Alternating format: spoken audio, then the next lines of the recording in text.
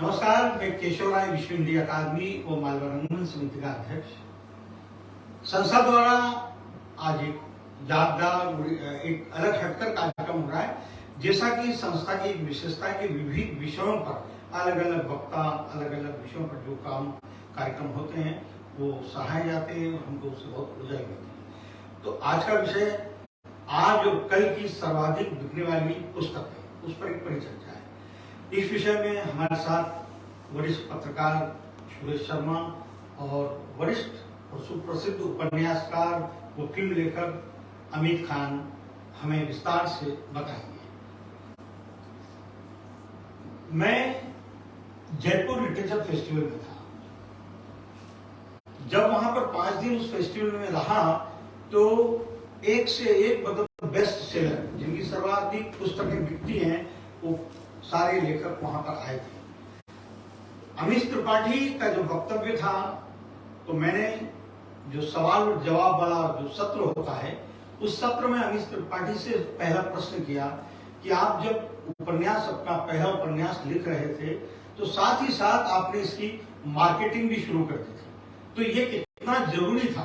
क्योंकि उनके उपन्यास सारे बेस्ट सेलर हैं, लोकप्रिय लेखक हैं, वो विश्वविख्यात हैं। तो उन्होंने इस बात को स्वीकार किया कि हाँ, हमने मार्केटिंग पर बहुत ध्यान दिया, इसका प्रमोशन पर ध्यान दिया। इस तरह से ये हमारा उपन्यास बहुत कम समय में लोकप्रिय हुआ और सेलेब्रेट हो गया। तो आगे उन्होंने नए लेखकों को यही सलाह दी है कि आप लिखने में ध्यान जरूर लगाएं, साथ ही साथ मार्केटिंग और प्रमोशन भी बहुत जरूरी है। अब हम हमारे वक्ताओं का संक्षिप्त परिचय देंगे। सुरेश शर्मा जी, फिल्म लेखन के लिए राष्ट्रीय पुरस्कार से सम्मानित professor Surendra Sharma, the times of India के हिंदी सांध्य दैनिक सांध्य टाइम्स के संपादक रहे हैं। अंतर्राष्ट्रीय हिंदी विश्वविद्यालय वर्धा में फिल्म और नाटक विभाग के डीन थे। आपने नवभारत टाइम्स और जनसत्ता के लिए भी पत्रकारिता की है। इंडियन डॉक्यूमेंट्री प्रोड्यूसर्स एसोसिएशन के उपाध्यक्ष सुरेश शर्मा ने शम्मी कपूर, संगीतकार रवि और संगीतकार खय्याम तथा बहादुर शाह जफर पर डॉक्यूमेंट्री बनाई है। आप एक महत्वपूर्ण आलोचक व संपादक भी हैं। आपने रामरक्ष बेनीपुरी और रघुवीर सहाय की रचनावली संपादित की है। रघुवीर सहाय का कविकर्म उनकी आलोचना पुस्तक है। प्रभात जोशी के लेखन को आपने 8 पुस्तकों में संकलित किया है। राजकमल चौधरी की संपूर्ण कविताओं का संपादन किया है। प्रोफेसर सुरेश शर्मा अनेक बार अंतर्राष्ट्रीय फिल्म फेस्टिवल गोवा और मुंबई के लिए फिल्म चयन समिति के सदस्य रहे हैं। शर्मा जी अनेक बार गोवा और मुंबई फिल्म फेस्टिवल के डेली बुलेटिन के संपादक रहे हैं। आप आलोचना के लिए देवशंकर अवस्थी सम्मान से भी सम्मानित हो चुके हैं। नमस्कार। तो जो आज का विषय है उस पर आते हैं। सुरेश जी, हिंदी में लोकप्रिय लेखकों की क्या परंपरा रही है जो प्रसिद्ध और बिकाऊ लेखक हैं? असल में हिंदी में जो लेखन की परंपरा है वो हजारों साल पुरानी है और लोकप्रिय लेखकों की भी परंपरा हजारों साल पुरानी है। उस समय जहाँ से कि हमारी किताबों की शुरुआत होती है, लेखन की शुरुआत होती है, उस समय पुस्तक छपने की परंपरा नहीं थी और वो हस्तलिखित प्रतियों पर वो बांटी जाती थी और वगैरह। तो अगर आप देखें कि परंपरा जो, तो ये मान के चलेंगे कि किस दौर में कौन लेखक लोकप्रिय था, वही सबसे अधिक पढ़ा जाता था। अगर उसकी किताब उस समय छपती तो वो सबसे अधिक बिकने वाला लेखक होता। तो सबसे पहले अपभ्रंश काल में पृथ्वीराज रासो, बीसलदेव रासो आदि किताबें जो लिखी गई, वो उसमें वीर गाथा काव्य है।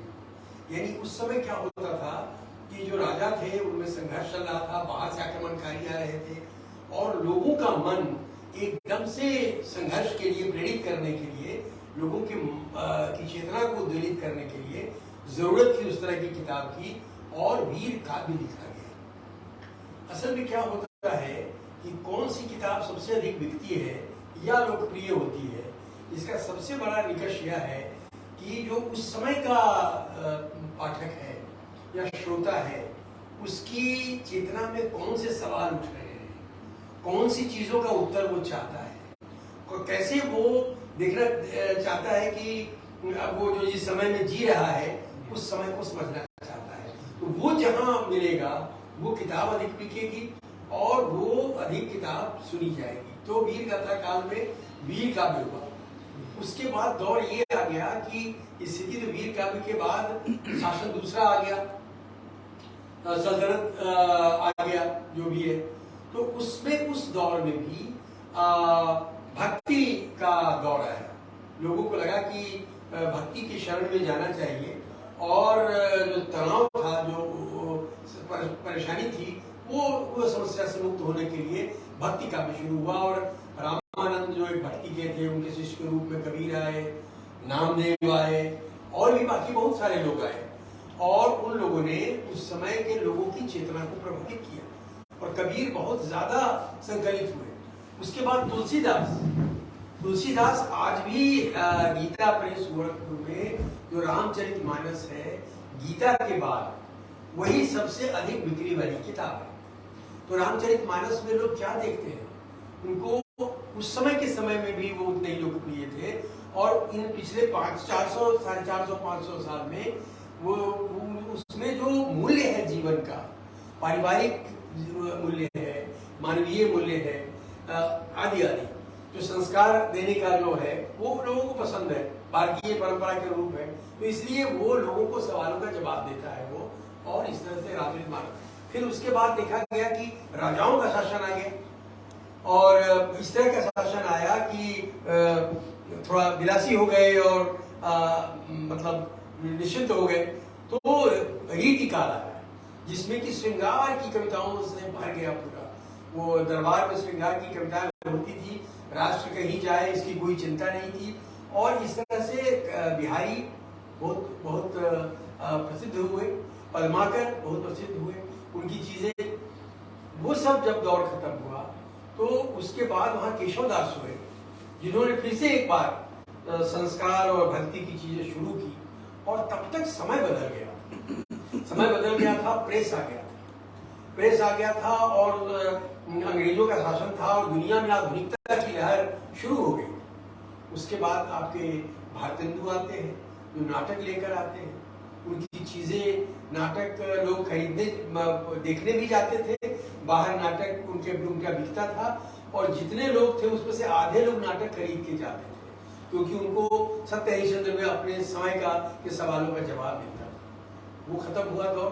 फिर द्विवेदी युग आया जिसमें कि प्रिय प्रवास लिखा गया, जिसमें मैथिली शरण गुप्त आए और उन्होंने कहा कि नहीं, राष्ट्र का उत्थान होना चाहिए, हम लोग बहुत दबे कुचले हैं। लोगों को उसका जवाब मिला, मैथिली शरण गुप्त बहुत बिके, साकेत उनका बहुत अधिक बिका, आज भी साकेत की उनकी किताब है वो खरीदी जाती है। उसके बाद छायावाद का दौर आया, लोगों को लगा कि कुछ कल्पना भी एक अच्छी चीज है। फिर पद्म प्रसाद महादेवी इनका दौर आया, उनकी किताबें बिकी और बड़ी संख्या में, और वो बिकना वहीं तक सीमित नहीं रहा क्योंकि मनुष्य के मन में जिन भावनाओं को उन्होंने बताया वो आज भी है। तो वो किताब आज भी इतनी ही बिक रही है और इसके समानांतर यथार्थवाद हो रहा है। अब यहाँ से किताब हजारों और लाखों में बिकना शुरू हुआ क्योंकि पढ़ने लिखने वालों की संख्या बढ़ गई थी और समाज का जो हालत थी उसके बारे में लोग जानना चाहते थे। तो प्रेमचंद अपनी किताबों के साथ प्रकट होते हैं और प्रेमचंद की जो किताबें हैं, जो गोदान है और जो दूसरी उनकी किताबें हैं गबन, इस तरह से उनकी सैकड़ों कहानियां हैं। इन दोनों में लोग अपने प्रश्नों का हल ढूंढते थे और अपना जीवन देखते थे। तो उनको अपने जीवन को समझने के लिए उन्होंने प्रेमचंद को पढ़ा और आज भी गोदान सर्वाधिक बिकने वाला कफन निर्मला, कफन कहानी, निर्मला आदि जो सेवा सदन सब सेवा सदन में बनारस के नाचने वाले वालियों के जीवन पर। तो इस तरह से ये होकर जब आपका देश आजाद होता है तो उसके बाद एक एक इलाके को समझने के लिए कि आखिर इतने 100 वर्षों में लोगों का असली हाल क्या है, एक एक क्षेत्र और अंचल का। फणीश्वरनाथ रेणु आते हैं मैदानांचल में। मैदानांचल में वो पूर्णिया का इलाका है। उस इलाके में वहाँ का लोक गीत, वहाँ की जीवन शैली, वहाँ के लोग, वहाँ की परंपराएं, इस सब को बताते हैं और देखते हैं कि कितने स्तर पर शोषण वहाँ हो रहा है और कुछ चीजें हैं जो हम खो रहे हैं वहाँ के फोक सॉन्ग आदि आदि। तो इस तरह से वो दौर आता है आजादी के बाद। फिर आप देखते हैं कि राग दरबारी, आजादी मिली लेकिन मोहन हुआ लोगों को कि बहुत सारी चीजें नहीं मिल रही हैं। आजादी के 20 साल को श्रीलाल शुक्ल ने राग दरबारी में, राग दरबारी हिंदी का दूसरा सबसे अधिक बिकने वाला उपन्यास है, बहुत अधिक लोगों ने पढ़ा है उसको, व्यंग्य में है। और उसमें लोगों को लगता है कि उसमें जो व्यंग्य किया है उन्होंने व्यवस्था पर, तो लोगों को लगता है कि हमारी तरफ से ही कर रहा है, हाँ हमारे तरफ से कर रहा है, तो राग दरबारी है। उसके बाद प्रेम की चीजें भी अब सेंसर हट गया। सेंसर हट गया मतलब कि खुलेआम हम कह सकते हैं प्रेम के बारे में। तो बचपन का जो प्रेम है, गुनाहों का देवता धर्मवीर भारती का, उसमें वो प्रेम की कहानी वो लेकर आते हैं। फिर उसके बाद यथार्थ भी है, तमस, देश के बंटवारे पर भ्रष्टाचारी तमस लिखते हैं और लोगों को एहसास होता है कि हम कैसे समय से गुजरे हैं। किताबें खरीदी जाती है बड़ी संख्या में। राजकुमार प्रकाशन में 60,000 की प्रतियां जो है वो तमस की बिकी है। तो इस तरह से, और फिर गांव के दूसरे संदर्भों को आपको नागार्जुन के उपन्यासों में बलचलमा, उनका उपन्यास बलचलमा, उसमें आप एक किसान मजदूर किस तरह की जिंदगी जीता है अभी, इसका बड़ा चित्र है। तो इस तरह से हम देखते हैं कि उपन्यास में ये सब बेस्ट सेलर है, सबसे अधिक बिकने वाले। उसी तरह कविता में जो बेस्ट सेलर है, मधुशाला बच्चन जी। मधुशाला उस जमाने में आई जबकि दूसरे लोग के बारे में रहस्यवाद आ रहा था, छायावाद आ रहा था, प्रकृति और फूलों के बारे में अधिक से अधिक लिखा जा रहा था। अच्छी बात है ये, लेकिन अंदर जो मन की भावनाएं हैं सीधा और आजादी चाहिए, ये भाव मधुशाला में आता है। और जो मधुशाला वह नहीं जहां पर मदिरा बेची जाती है, भेंट जहां मस्ती की मिलती मेरी तो वह मधुशाला, ये डिफाइन करते हैं वो बच्चा। चित्रलेखा, चित्रलेखा लेकर आते हैं। उस समय स्त्री की जिंदगी, उस समय उस दौर की स्त्री की पीड़ा को भगवती वर्मा उसको लेके आते हैं और खूब बिका, खूब बिका चित्रलेखा। उसकी फिल्में भी बनी, 2 बार बनी।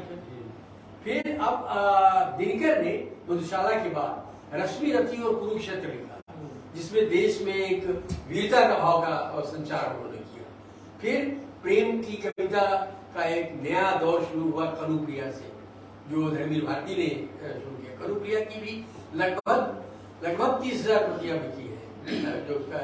अब ये चूंकि उपन्यास नहीं है, कविता एक संग्रह 30,000 बिकना अपने आप में बेकार है। उसमें अंत में 2 कवि, रघुवीर सहाय और केदारनाथ सिंह का अकाल में सारस और आत्महत्या के विरुद्ध, ये बहुत अधिक बिका है और ये अधिक से अधिक बिकने वाली किताबें हैं।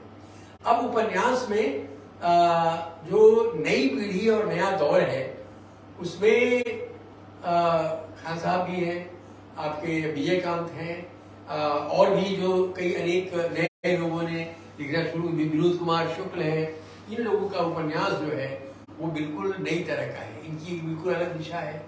इन्होंने अपना जासूसी और दूसरी तरह की चीजों में मानवीय भावनाओं को समाहित करने की कोशिश की है। विनोद कुमार शुक्ल ने और नई तरह से आज की सोच को रखा है।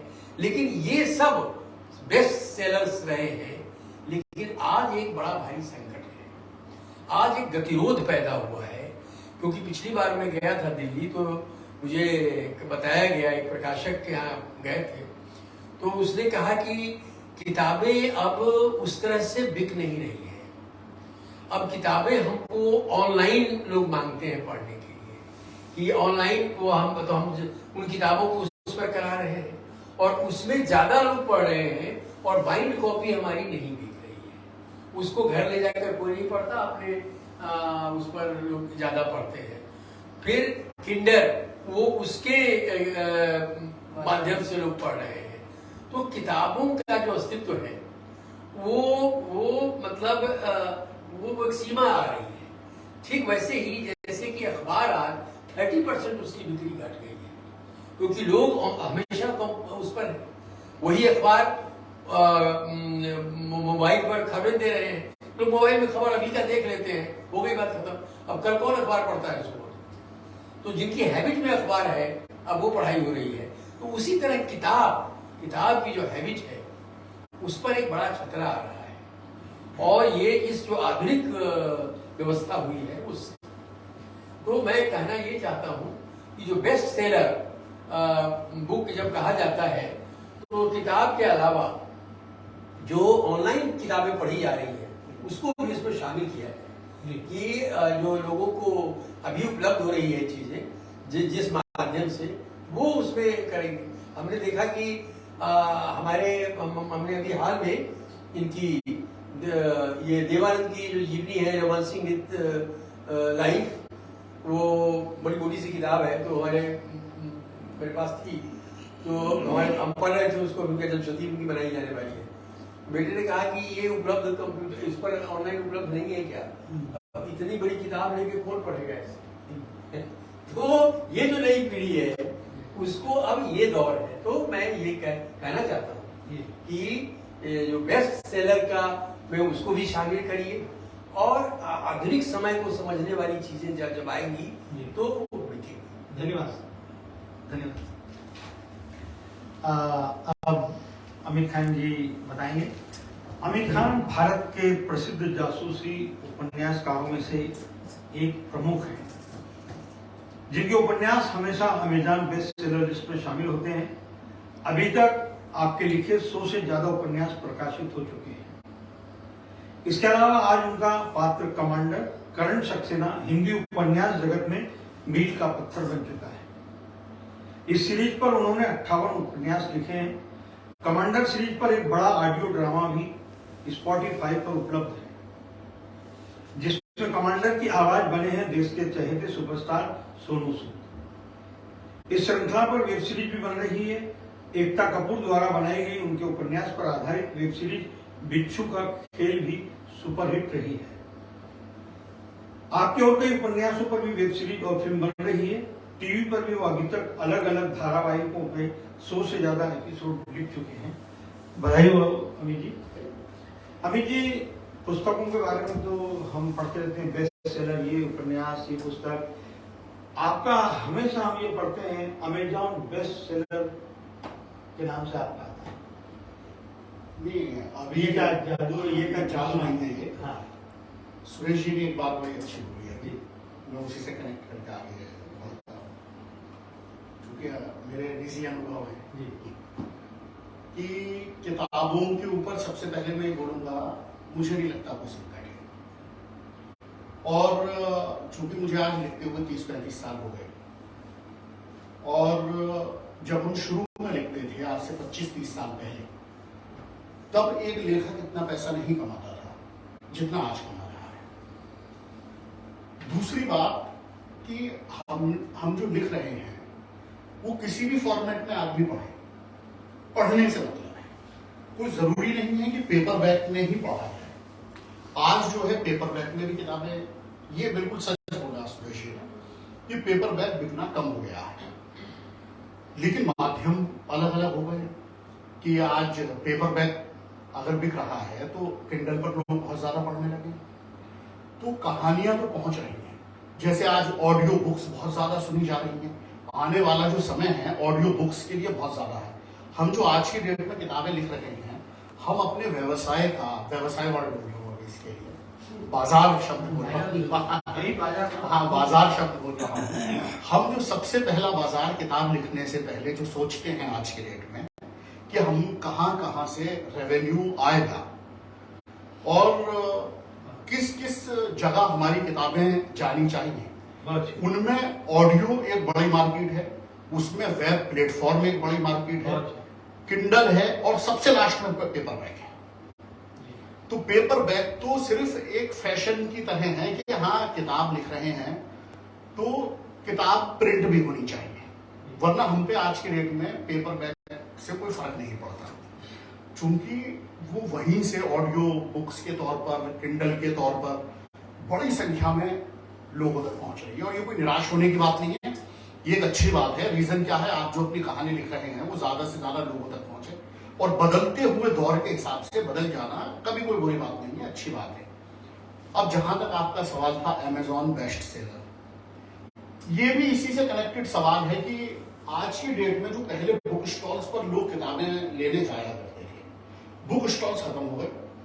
जो पहले लैंडिंग लाइब्रेरी होती थी, जहाँ 1 रुपए के लिए आदमी 5-2 रुपए में किताबें किराए पर मिला करती थी, तो वो लाइब्रेरी खत्म हो गई। तो एक अच्छा क्या सिलसिला शुरू हुआ कि अमेजॉन और फ्लिपकार्ट पर सेल शुरू हो गई, ऑनलाइन सेल शुरू हो गई। तो आज जो सबसे ज्यादा सेल है वो अमेजॉन पर हमारी किताबें बिकती हैं। तो अमेजॉन पे आपको पेपर बैग भी मिलेगा, और अमेजॉन पर आपको किंडल भी मिलेगा, यानी कि ई बुक भी मिलेगी। तो इसके लिए अमेजॉन का जो बेस्ट सेलर लिस्ट है वो सबसे ज्यादा प्रासंगिक है। रीजन क्या है, सबसे ज्यादा किताबें वहीं पर ही आपका बिकती हैं। पेपर बैग भी बिक रहा है और किंडल दोनों अमेजॉन पे मिलता है, फ्लिपकार्ट पर भी वो पेपर बैग मिलता है, लेकिन फ्लिपकार्ट पर ई बुक नहीं है। और आज दर्जनों प्लेटफॉर्म है ऐसे, लेकिन सबसे ज्यादा जो किताबें हैं अमेजॉन के थ्रू खरीदी जाती हैं आज। तो इसके लिए अमेजॉन बेस्ट सेलर लिस्ट आती है कि जब हमारी जो किताबें पब्लिश होती हैं तो उनके अलग अलग कैटेगरी हैं, तो वहां पर जो सबसे ज्यादा बिकने वाली किताब है तो वो फौरन अमेजॉन बेस्ट सेलर लिस्ट में आ जाती है, तो वहां से पता चल जाता है।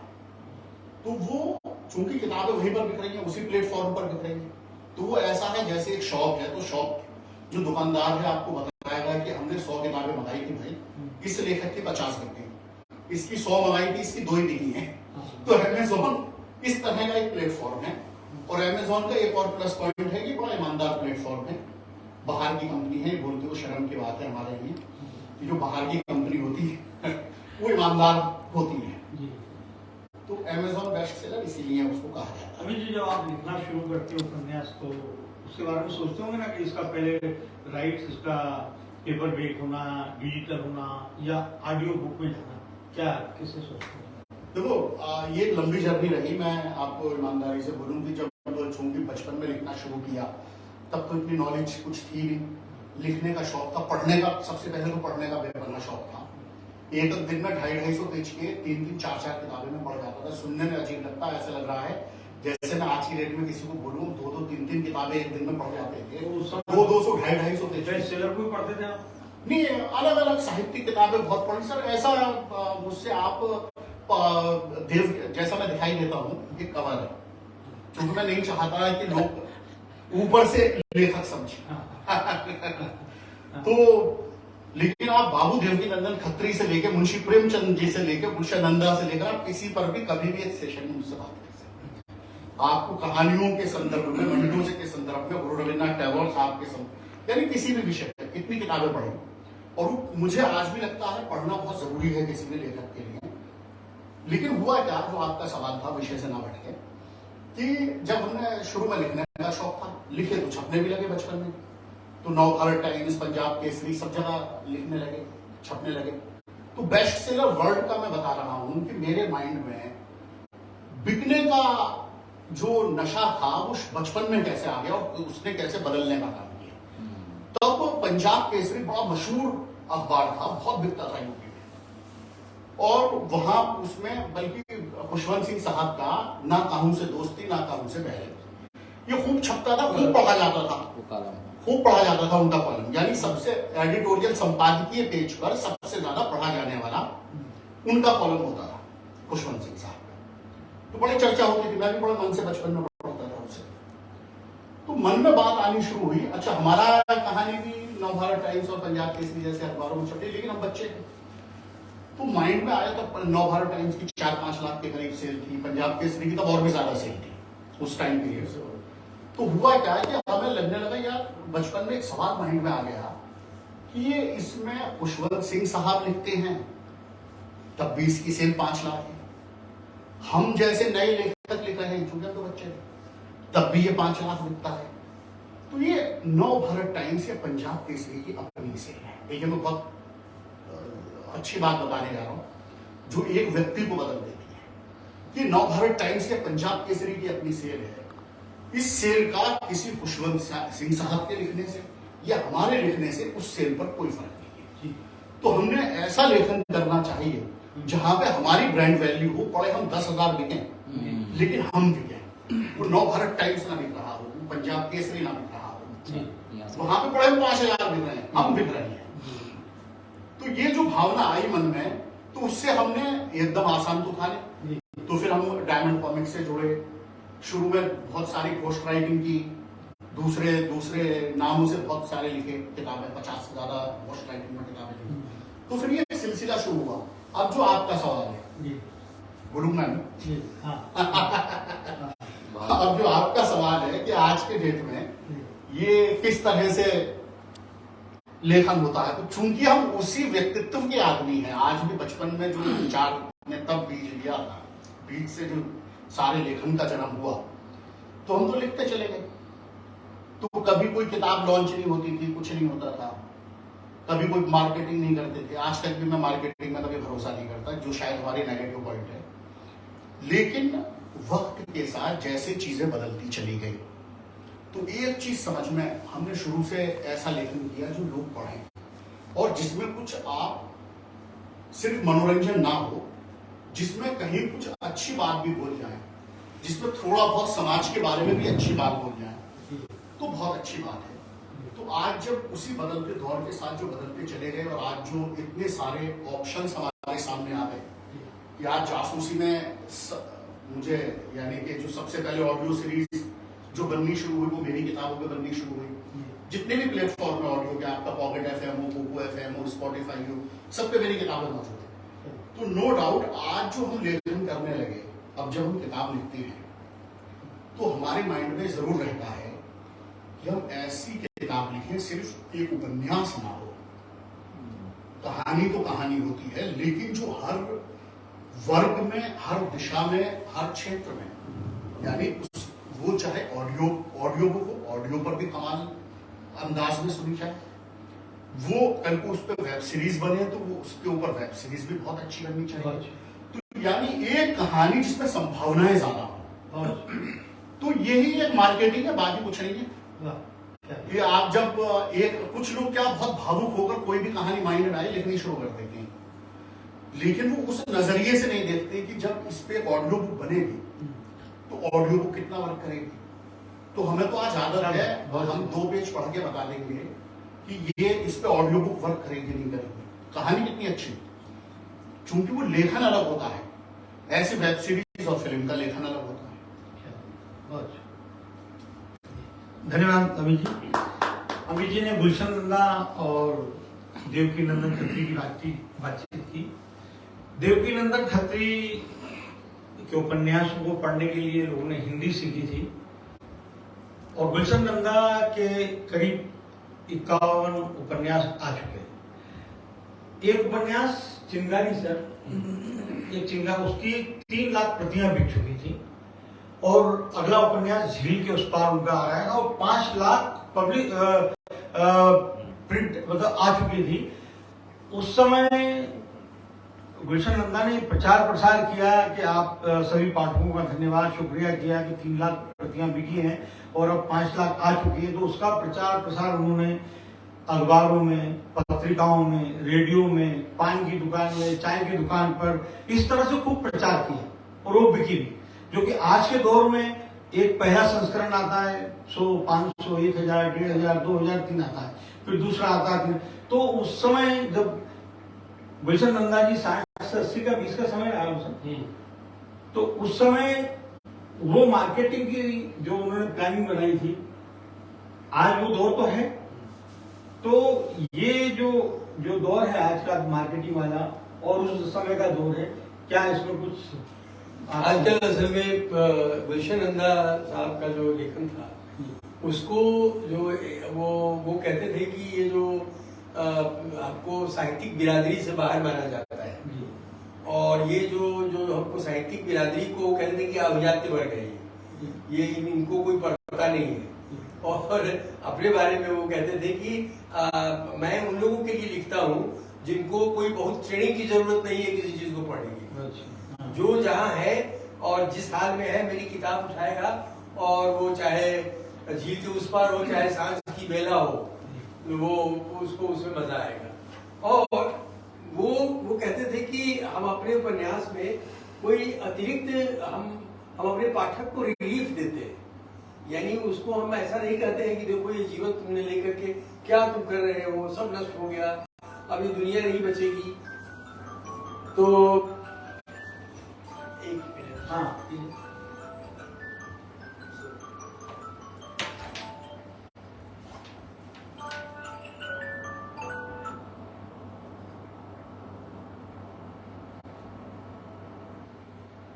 जो लोकप्रिय साहित्य है, हाँ, उसे कोई ये- लेखक नहीं मानता है, जी हम उसी परंपरा के लोग ये- हैं। ये- इसके लिए हम तो ऑडियो प्लेटफॉर्म पे वही साहित्य है, सूरज काम कर रहा है। सूरज जी के सब कुछ जगह। चिंतकों का फोन आ रहा है कि आपको सुन रहे हैं और एक आध प्रश्न वगैरह वो कोई बताने वाले हैं।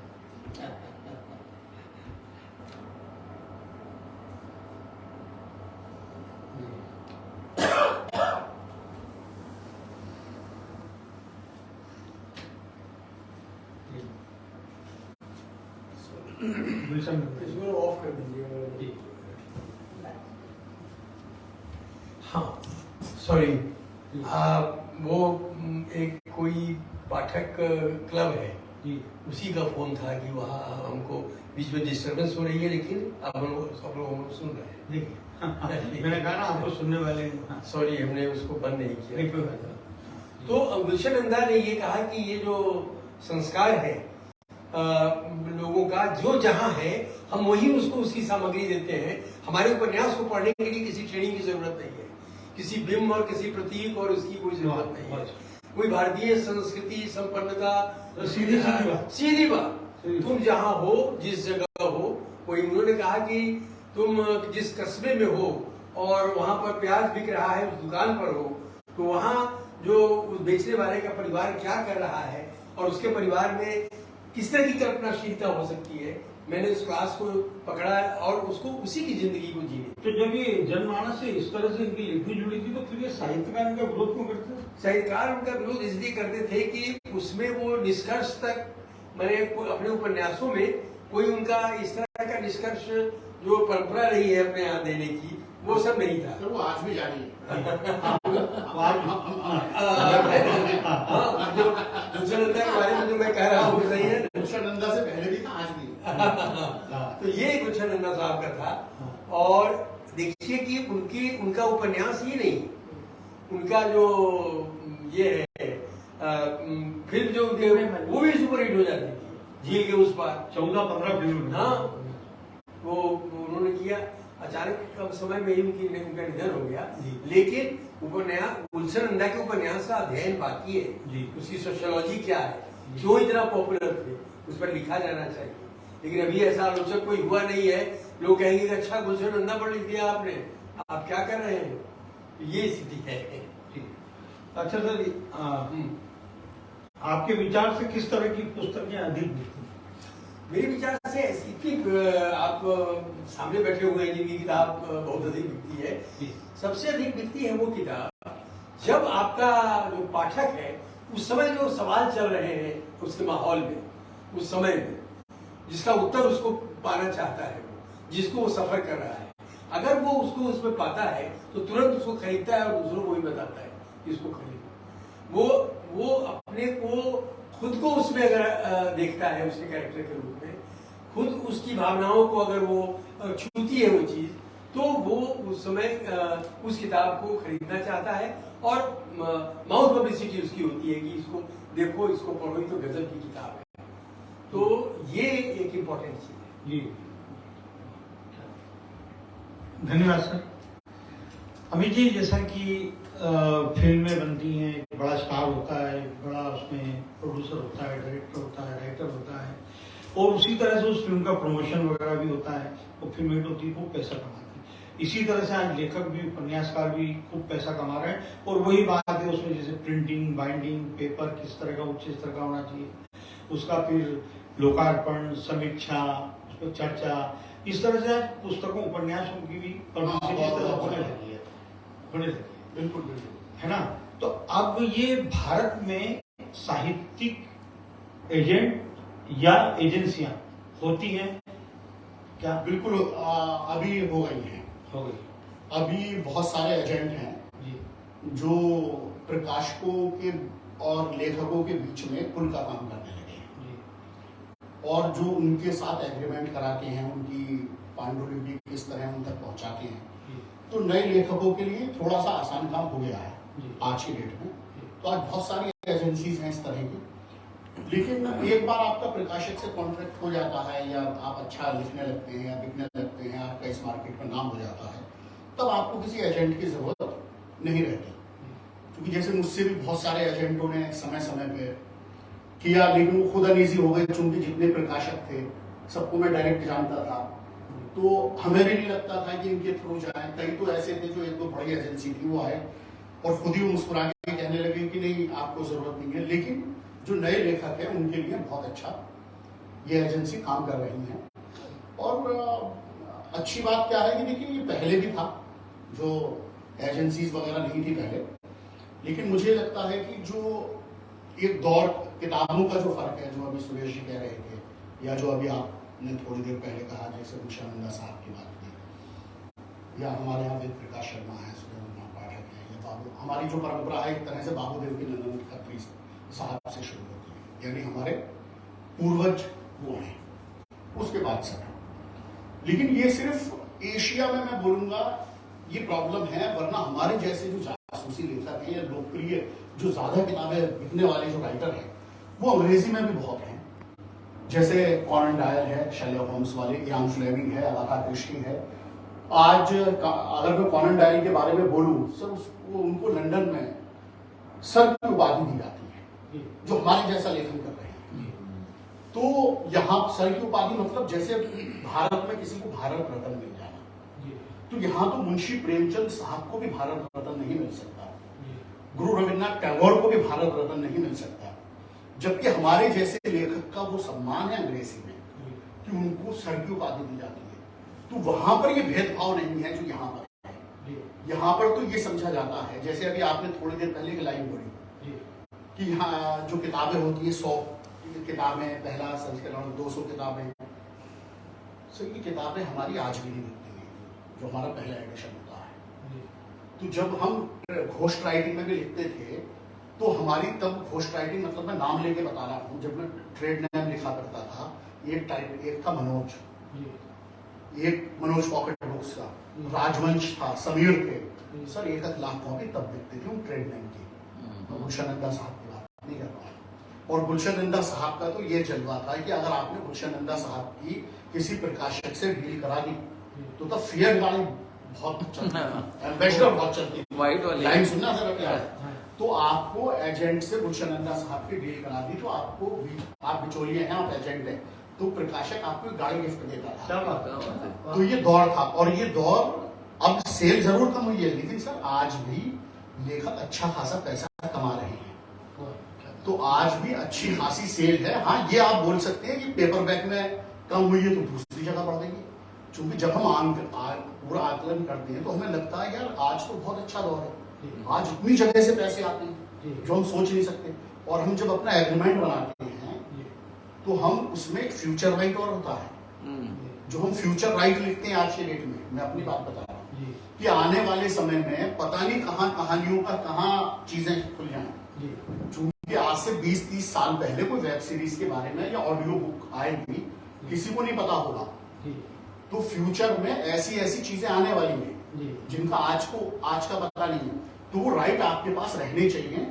तो वो सिर्फ फ्यूचर राइट बोल के लिख दिए जाते हैं कि फ्यूचर राइट के भी मालिक हम हैं। क्या बात, बहुत बढ़िया, बहुत बढ़िया, बहुत बढ़िया, वाह, धन्यवाद सर। मैं आ रहा हूँ। हाँ, धन्यवाद सर। सूरज जी, आप पत्रकार रहे हैं बड़े बड़े ग्रुप में, टाइम्स ऑफ इंडिया, जनसत्ता, जैसे कि आज जब फिल्म रिलीज होती है तो उसके पहले एक समीक्षा जो फिल्म की होती है उसके राइटअप होते हैं, है ना, तो एक्टर भी बहुत ध्यान देता है क्योंकि बिजनेस पर असर पड़ता है उसका। तो इसी प्रकार से आज का जो लेखक है, उपन्यासकार है, वो भी समीक्षा पर बहुत ज्यादा ध्यान देता है कि यार मेरी इस पुस्तक की समीक्षा अच्छी हो जाए ताकि इसका सेल अच्छा हो और बेस्ट सेलर में जुड़ जाए।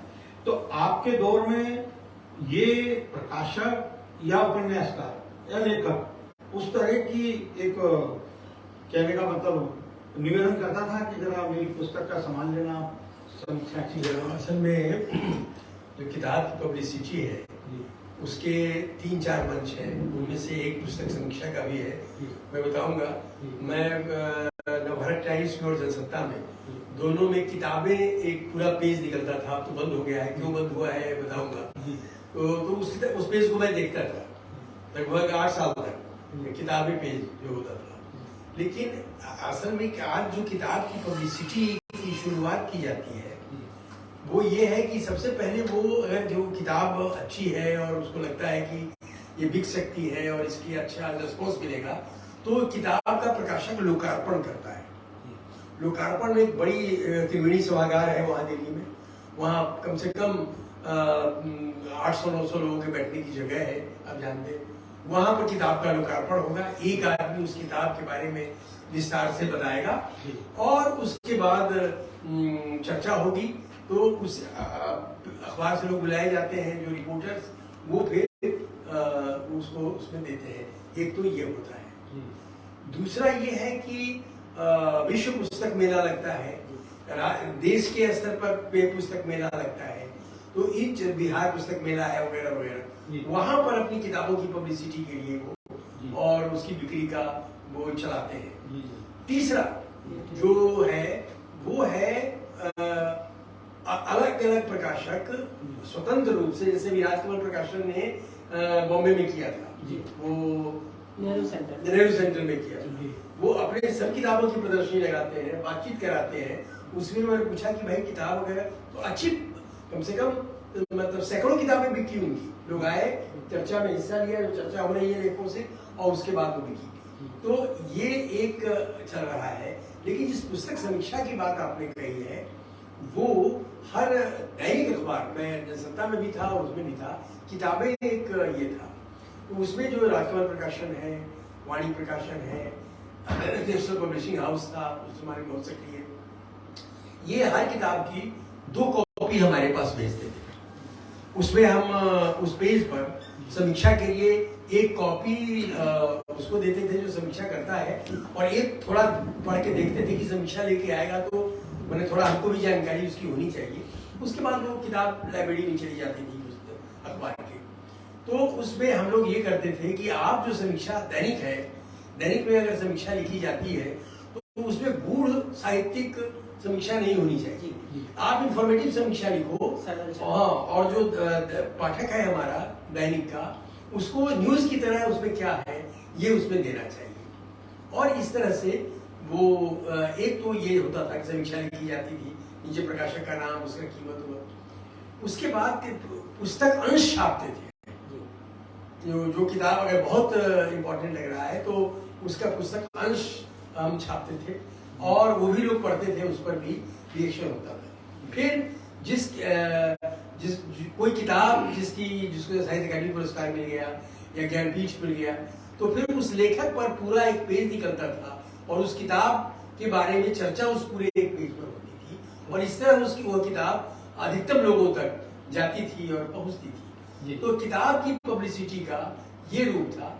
उसके बाद जब दूरदर्शन का दौर आया था, अब तो आज के टीवी पर किताबें नहीं है, आज के चैनल्स पर किताबें नहीं है, लेकिन दूरदर्शन पत्रिका कार्यक्रम कुबेर दत्त करते थे, और वो चला है कार्यक्रम मेरा ख्याल है 89-90 तक। उसमें वो पत्रिका में किताब होती थी, उसका लेखक होता था, एक इंटरव्यू करने वाला, विजय मोहन सिंह की किताब आई थी तो हमने उनसे इंटरव्यू किया था उस किताब पर, उस किताब में क्या है कैसे है। तो ये वही रुक गया, ये आज नहीं है। अच्छा हाँ, वो उसमें कर रहे हैं, फिर से आ गए बहुत जब मैंने आज तक में, अच्छा में भी अलग से, अच्छा तो मैंने वो, अच्छा, और वो बीबीसी पर भी वो किताब की वो करते हैं वो, ठीक है। तो इस तरह से है, लेकिन ये जो चैनल्स इतने बड़े पैमाने पर चारों तरफ है और जो भी चलता रहता है उसमें किताबें गायब है। तो इस तरह से किताबों की पब्लिसिटी का वो दौर था, और आज भी जरूरत है कि और आगे इसको बढ़ाया जाए। जी, क्या धन्यवाद। हालांकि आपने गुलशन नंदा के बारे में बता ही दिया है कि उस समय जो भी एजेंट होता, साहित्यिक एजेंट या जो बीचवान था होता, तो उसको गाड़ी गिफ्ट में मिल जाती थी। वो एजेंट भी होते थे। हाँ हाँ। अब ये जो कुछ अखबार या कुछ संस्थाएं जो एक हर 6 महीने 4 महीने में बेस्ट सेलर की एक सूची जारी करती है, अभी दैनिक जागरण की मेरे पास आई थी। कथा एक तरफ है, कथेतर एक तरफ है, उसमें अक्टूबर जंक्शन ये है, दिव्य प्रकाश की है, तुम्हारी औकात क्या है पीयूष मिश्रा, ओघड़ नीलोत्पल मृणाल, चांदपुर की चंदा वाह अतुल कुमार, वार जादूगर नीलोत्पल मृणाल, शर्ट का तीसरा बटन मानव कौल, बागी बलिया सत्यव्यास, 8 दिन Surender Mohan Pathak, Antima Manav Kaul, gang of war Surender Mohan Pathak. उसके बाद कथेतर में मौन मुस्कान की मार आशुतोष राणा, महाराणा ओमेंद्र पंड्या जी हैं, तुम्हारे बारे में मानव कौल। इस तरह से ये 20 पुस्तकों के बारे में इन्होंने कहा। तो क्या ये जैसे एक सेलिब्रिटी होती है, कलाकार होता है, आशुतोष राणा है, पीयूष मिश्रा है, ये फिल्म के कलाकार भी है, तो अपने आप में लोकप्रिय है। तो ये इसका मापदंड ये होता है कि कोई एक व्यक्ति लोकप्रिय है तो जब उसकी पुस्तक आती है तो हाथों हाथ बिक जाती है और बिक जाती है, लेकिन पाठक जरूर नहीं कि वो पढ़े, अपने घर में अलमारी में पुस्तकालय में रख लेता है। आपकी नजर में क्या है? क्या नहीं, देखिए पहले हमें भी ऐसा लगता था, हाँ। मैं नाम नहीं लूंगा किसी का, और कि एक एक्टर ही थे, तो मुझे लगता था कि इनकी सेल बड़ी नाम की वजह से हो जाएगी। अच्छा, कार्ड कब खुल जाते हैं, पेपर बैक में तो पता चलता नहीं। पेपर बैक में क्या पता चलेगा? आपके 10 जगह इंटरव्यू आ गए, क्योंकि आप इंटरव्यू भी करा सकते हो, समझे। लेकिन अभी हमारी प्रतिलिपि पर किताब है, मैं आपको, अच्छा प्रतिलिपि पर क्या होता है, जितने लोगों ने किताब पढ़ी वो नीचे दिखाई देता है, वहीं पर मेंशन होता है, सुनना, तो वहीं पर मेंशन होता है कि इतने लाख लोगों ने किताब पढ़ी, इतने हजार ने पढ़ी या कम ने पढ़ी। बहुत अच्छा, तो बहुत अच्छा। तो वहां पे सबके कपड़े खुले हुए नजर आते हैं, कौन कितने पानी में है। तो एक एक्टर जिनको मैं समझता था इनकी सेल बड़ी अच्छी होगी, तो मेरी बहुत सारी किताबें प्रतिलिपि वालों ने ली, तो मेरी वहां पर सिर्फ बोल रहा हूँ मिलियंस में सेल है। और ये मैं नहीं बोल रहा हूँ, आप जाके देखिए, भारत में सबसे ज्यादा पढ़ी जाने वाली किताबें में मेरा ही आपको सबसे टॉप पे दिखाई देगा। और ये ऐसा नहीं है मैं किसी को 1 रुपया नहीं देता पब्लिसिटी के लिए, कोई अगर ना समीक्षा के लिए कोई किताब मांगे मैं कभी नहीं देता किसी। अब वहां पर उन एक्टर महोदय की किताब भी है, तो मेरी निगाह नीचे, जब मैं प्रतिलिपि पर देख रहा था तो देखा नीचे, तो इतने नीचे दिखाई दिए साहब वो जी, अरे वाह, और इतने कम पाठक थे जी। तो मुझे ये लगता है कि कई बार जो सुनहरे सपने होते हैं ना, लगता है कि फलां की किताब है जी, तो ये अच्छी बिक जाएगी, सब नहीं होता। होता क्या है कि किताब का भी एक खेल है कि आदमी क्या करता है कि अगर बहुत प्रसिद्ध किताब व्यक्ति है जो लेखक नहीं है तो, और आप उसे जानते तो उसकी बुक वो खोलेगा, ओपन जरूर होगी उस आदमी की किताब जो पढ़ने में जो रुचि रखता है। सर 2 पेज पढ़ेगा, पहले मैंने 2 पेज ज्यादा बोल दिए, जो अच्छा रीडर होता है ना सर हाफ पेज पढ़ के बता देगा कि पढ़ने योग्य किताब है या नहीं है, इसमें मेरी रुचि है या नहीं है। और अगर उसका ज्यादा प्रेम है उस व्यक्ति से तो 30-40 पेज फिर वो पलट के बीच में से ही देख लेगा, अगर पढ़ने की इच्छा होगी तो। यही फॉर्मेट होता है जो मैं बोल रहा हूँ आपको, कि आपका किसी से ज्यादा लगाव है ना, केशव जी के बहुत बड़े फिल्म स्टार हैं और आपको लगा जरा केशव जी ने क्या लिखा है, तो आप पहले आधा पेज पढ़ेंगे, आपको नहीं समझ में आएगा चूंकि, लेकिन आप इनकी कला के बड़े प्रशंसक हैं तो आप बीच में से कुछ पढ़ने की कोशिश करेंगे, और सर जब आपको नहीं समझ में आएगा छोड़ देंगे।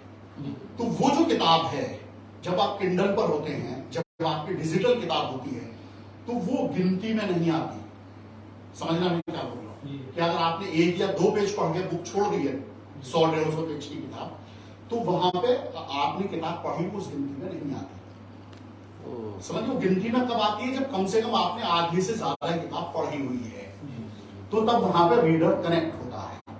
पेपर बैग में तो पता ही नहीं चलता। अच्छा, पेपर बैग में तो कई बार ऐसा होता है कि आपने किताब खरीद ली, सर खरीदने के बाद भी कितनी किताबें पढ़ी जाती हैं, जो सच बात है कि आदमी अपने ड्राइंग हॉल में लाके रख लेता है किसी बड़े आदमी के नाम की किताब, लेकिन जब उसे पढ़ के देखता नहीं पढ़ पाता तो छोड़ देता।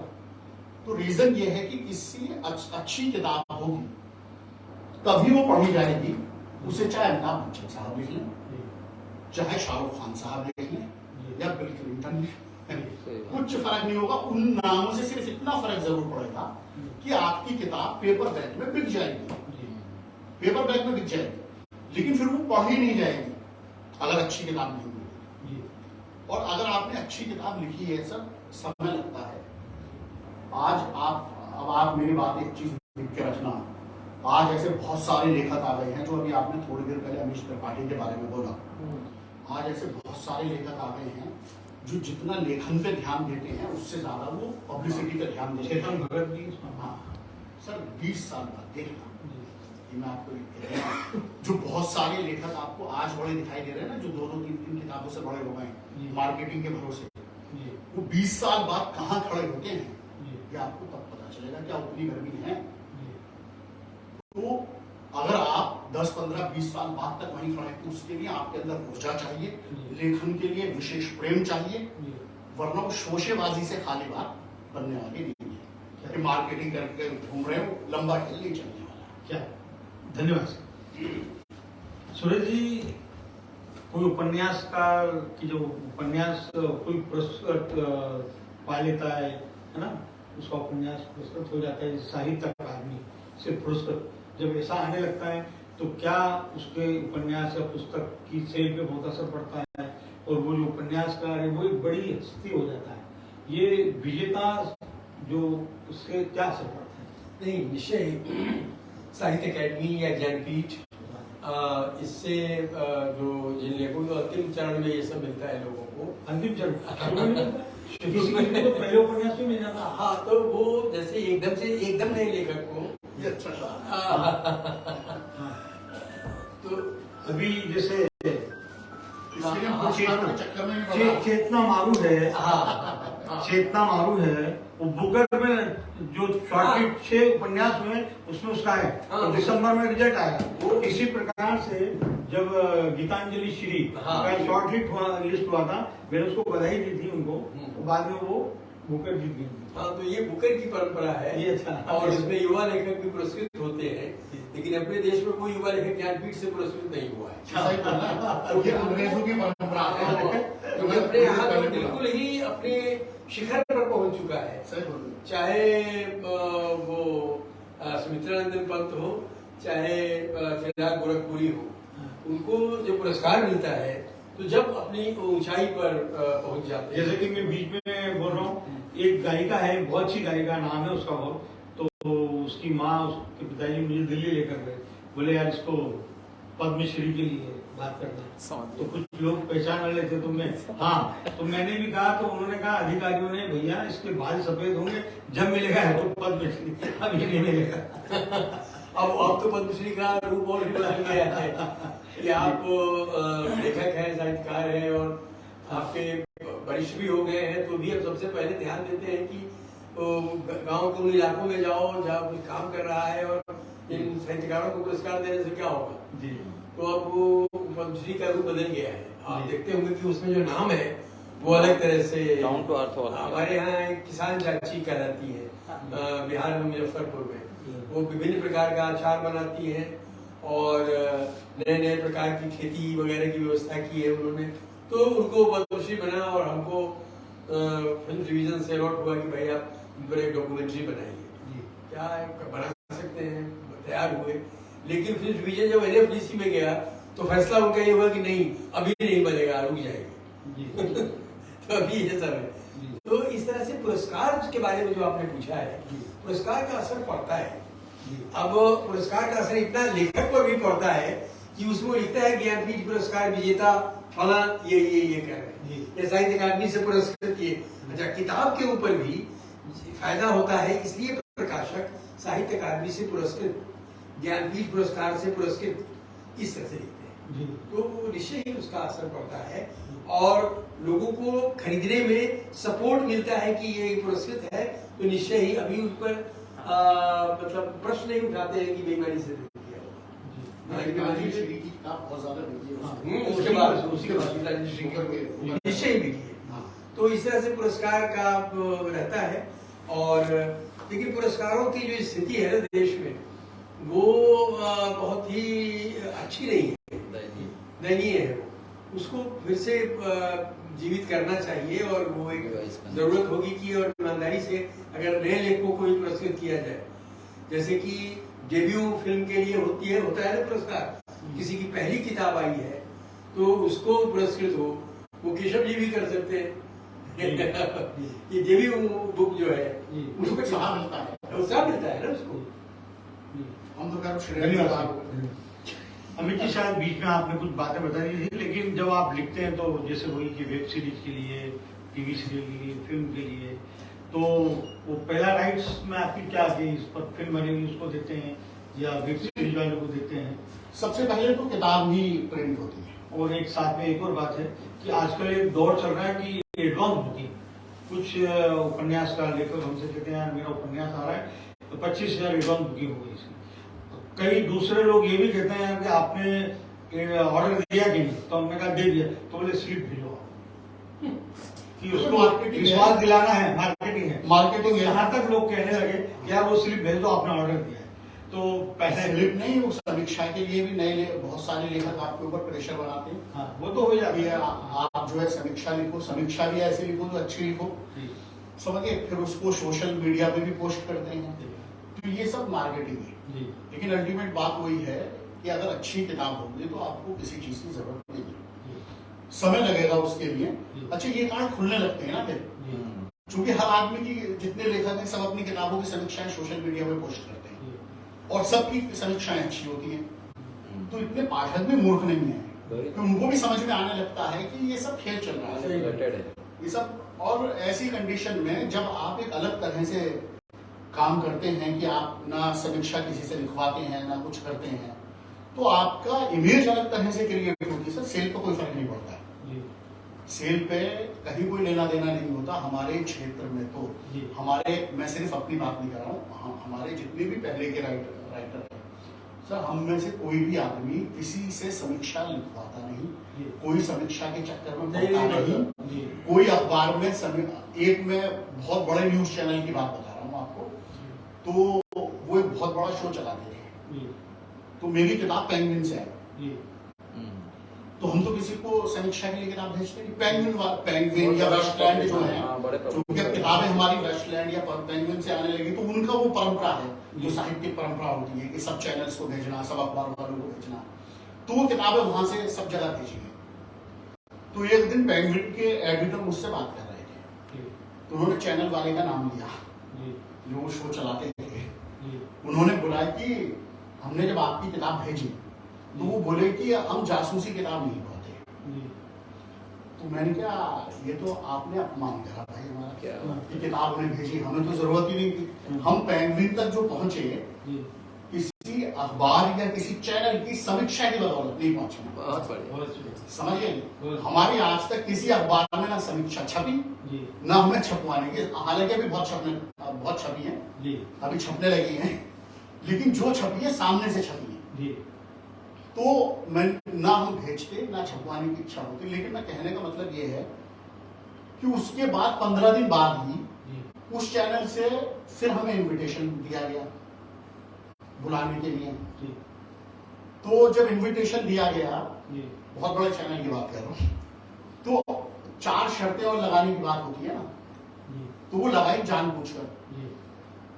तो कहने का मतलब ये है, अगर आप अच्छा लेखन कर रहे हैं सर, आपको रास्ते मिलेंगे।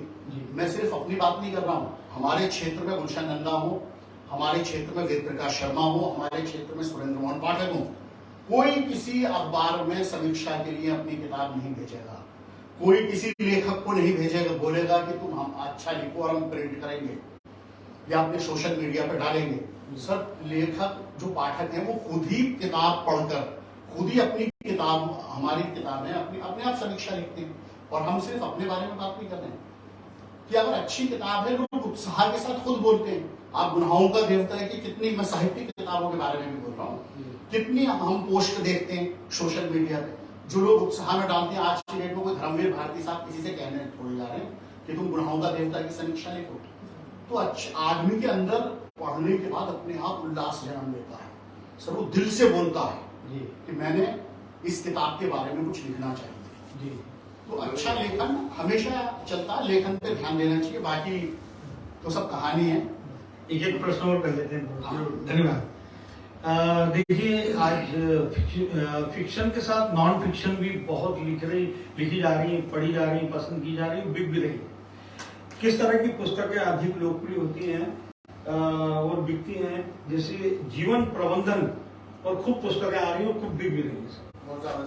हाँ, जो डेल कार्नेगी की किताब थी how to stop worrying and start living, या इस तरह की किताबें जो वो लिखते थे, वो पहले पश्चिम में ही ऐसा पाया जाता था। हम लोग गीता से और इन तमाम चीज़ों से ही अपने को प्रेरित करते थे। लेकिन अब अपने देश में भी, अपनी भाषा में भी जीवन प्रबंधन से संबंधित किताबें आने लगी हैं। और उसको, क्योंकि जो नई पीढ़ी है उसको अब एकदम से, एक तो जनसंख्या के स्तर पर हम लोग बड़ी संख्या में हम लोग सामने आए हैं, बहुत सारे लोगों को जीवन जीने की जरूरत है और उसकी व्यवस्था बनाने की जरूरत है।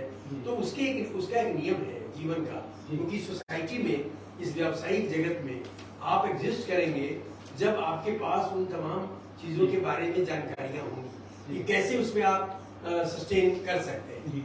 तो उसके लिए प्रबंधन की किताब तो आ ही रही है, उसके और अनेक भाषाओं में बल्कि आई है। बांग्ला में अनेक किताबें आई है, अंग्रेजी में आई है, हिंदी में भी बड़ी संख्या में नहीं लेकिन आई है। लेकिन उससे भी जरूरी है कि जीवन से संबंधित, स्वास्थ्य संबंधित बड़ी संख्या में किताबें हिंदी में आ रही है कि आपके स्वास्थ्य के लिए सावधान करने के लिए वो आपको मिलती है किताबें। वो भी जीवन प्रबंधन ही है कि आप कैसे उसको करते हैं। और उसके बाद और जो दूसरे विषय हैं, जैसे उपन्यास और कहानी को पर चर्चा अब तक बहुत हुई, अब जैसे विज्ञान का विषय, उस पर हम कर रहे हैं। हम कृषि संबंधी पुस्तकें आ रही हैं कि कैसे, क्योंकि किसान भी अब एकदम से अशिक्षित नहीं है, उसकी एक बड़ी संख्या शिक्षित है। तो ऑर्गेनिक खेती, और उसके लिए अभी मैंने एक किताब देखी कि ऑर्गेनिक खेती कैसे करें, और वो लगभग 300 पेज की किताब थी। उसको उलट के मैंने देखा, तो मैं खुद जमीन वगैरह किसान परिवार से आता हूँ, बिहार के किसान परिवार से। तो मैंने खुद सोचा कि अरे, ये अगर ऑर्गेनिक खेती ऐसे किया जाए तब तो बहुत बड़ा मुनाफा है। मैंने बिजनेस टर्म में मैंने सोचा कि वो ऑर्गेनिक टमाटर आपका जो है दुगने दामों में बिकता है जो दाम आपका यहाँ पर है। तो इस तरह से विषयों का बड़े पैमाने पर ये हो रहा है कि विविध विषय पर पहले इतना नहीं लिखा जाता था, आज लिखा जा रहा है। और किताबों की दुनिया में यह एक बिजनेस के लिहाज से भी एक बड़ी चीज है कि लोगों को वो भी चाहिए। लोगों को सिर्फ फिक्शन नहीं चाहिए, फैक्ट भी चाहिए। और फिल्म संबंधी चीजें जो मैंने किताबें एडिट की हैं, और वो उसमें मैंने देखा कि रघुवीर सहाय रचनावली है या मेरी पूरी रचनावली है, ये सब तो बिकी है। लेकिन सबसे ज्यादा जो 6 संस्करण जो मतलब किताबें बिकी है, वो दूसरी तरह की है, जो फिल्मों से संबंधित है। फिल्म वाली किताबें लोग पढ़ते हैं। अभी विमल राय का एक जो देवदास है, विमल राय ने फिल्म बनाई थी, उसकी पांडुलिपि मतलब उसका स्क्रिप्ट मैंने हासिल किया। रिंकी भट्टाचार्य जो उनकी बेटी है, उनसे परमिशन लिया और उसको एडिट करके छपी है विमल राय का देवदास, राधा कृष्ण प्रकाशन से। उसके वो एकदम से बड़ी संख्या में लोगों ने उसको खरीदा। जैसे कि तो आज वो हो नहीं रहा है, स्क्रिप्ट छापने का भी दौर है। लोग सिनेमा की तरह उसको भी पसंद करते हैं, वो भी एक साहित्य है। तो इस तरह से विविध विधाओं में और विभिन्न विषयों में जो चीजें लिखी जा रही हैं वो महत्वपूर्ण है, और इससे हमारी किताबों का विस्तार हो रहा है। शर्मा जी, अंतिम प्रश्न इसीलिए तो एक बात और है कि आप तो पिछले 50 वर्षों से पत्रकारिता साहित्य की दुनिया में, पहले की जो जिन्होंने कालजयी साहित्य लिखा, शायद वो आर्थिक रूप से इतने संपन्न नहीं रहे होंगे, क्योंकि जैसे बोलते हैं ना, झोला छाप पत्रकार साहित्य का स्तर से आज का जो लेखक है बहुत साधन संपन्न है, तो क्या ये आज जो नई नई सुविधाएं आ गई हैं उससे उसको पैसा मिल रहा है या पुस्तकों से कमा रहा है? तो पहले भी कमाई तो पुस्तकों से होती जी, थी, पहले वो अच्छा लेखक था। पहले कमाई पुस्तकों से असल में क्या है कि पाठक संख्या आज बहुत है, बड़ी संख्या हो गई है पाठकों की, और उपयोगितावादी जो पुस्तकें हैं वो ज्यादा ये होने लगी है। प्रेमचंद की किस्सा एक बताता हूँ कि वो उतना लिखने के बाद ये सन 32 ये यहाँ पर जब यहाँ फिल्म लिखने आ गए थे उससे पहले की बात है, वहां पर अपने लम्ही गांव है उनका, तो वहां से और उन लोगों के मन में व्यावसायिकता बहुत नहीं थी। वो अपने गांव लौट रहे थे तांगे से, बनारस से लम्ही 8 किलोमीटर है, तो लौट रहे थे तो रास्ते में उन्होंने देखा कि मक्के का खेत है, तांगे में लौट रहे थे तो मक्के के खेत में सामने वो फला हुआ था, ये खीरा और वगैरह का मक्के में ही लगाते हैं, तो 4-5 उन्होंने तोड़ लिए और टांगे पर आके बैठ गए। फिर उन्होंने कहा कि अरे ये ठीक नहीं है, ये नैतिक नहीं है। टांगे वाले को फिर रोका और मचान पर जाके उन्होंने 2 आना पैसा रख दिया उस पर कि ये मैं ऐसे नहीं ले जा सकता। तो फिर रवि प्रेमचंद वहां पे रवि में अपने घर पहुंचे। तो ये जो दौर है, ये जो ईमानदारी है, ये उस समय के, और क्योंकि अभाव था उस समय, प्रेमचंद बहुत कठिनाई में रहते थे। आज उनकी किताबें बिकती थी तो एक खास वर्ग तक जाती थी, और खास वर्ग, लेकिन अब बड़े पैमाने पर किताबें पहुंचती हैं लोगों तक, बड़ा बड़ी साक्षरता है, जनसंख्या है, लोगों को चाहिए।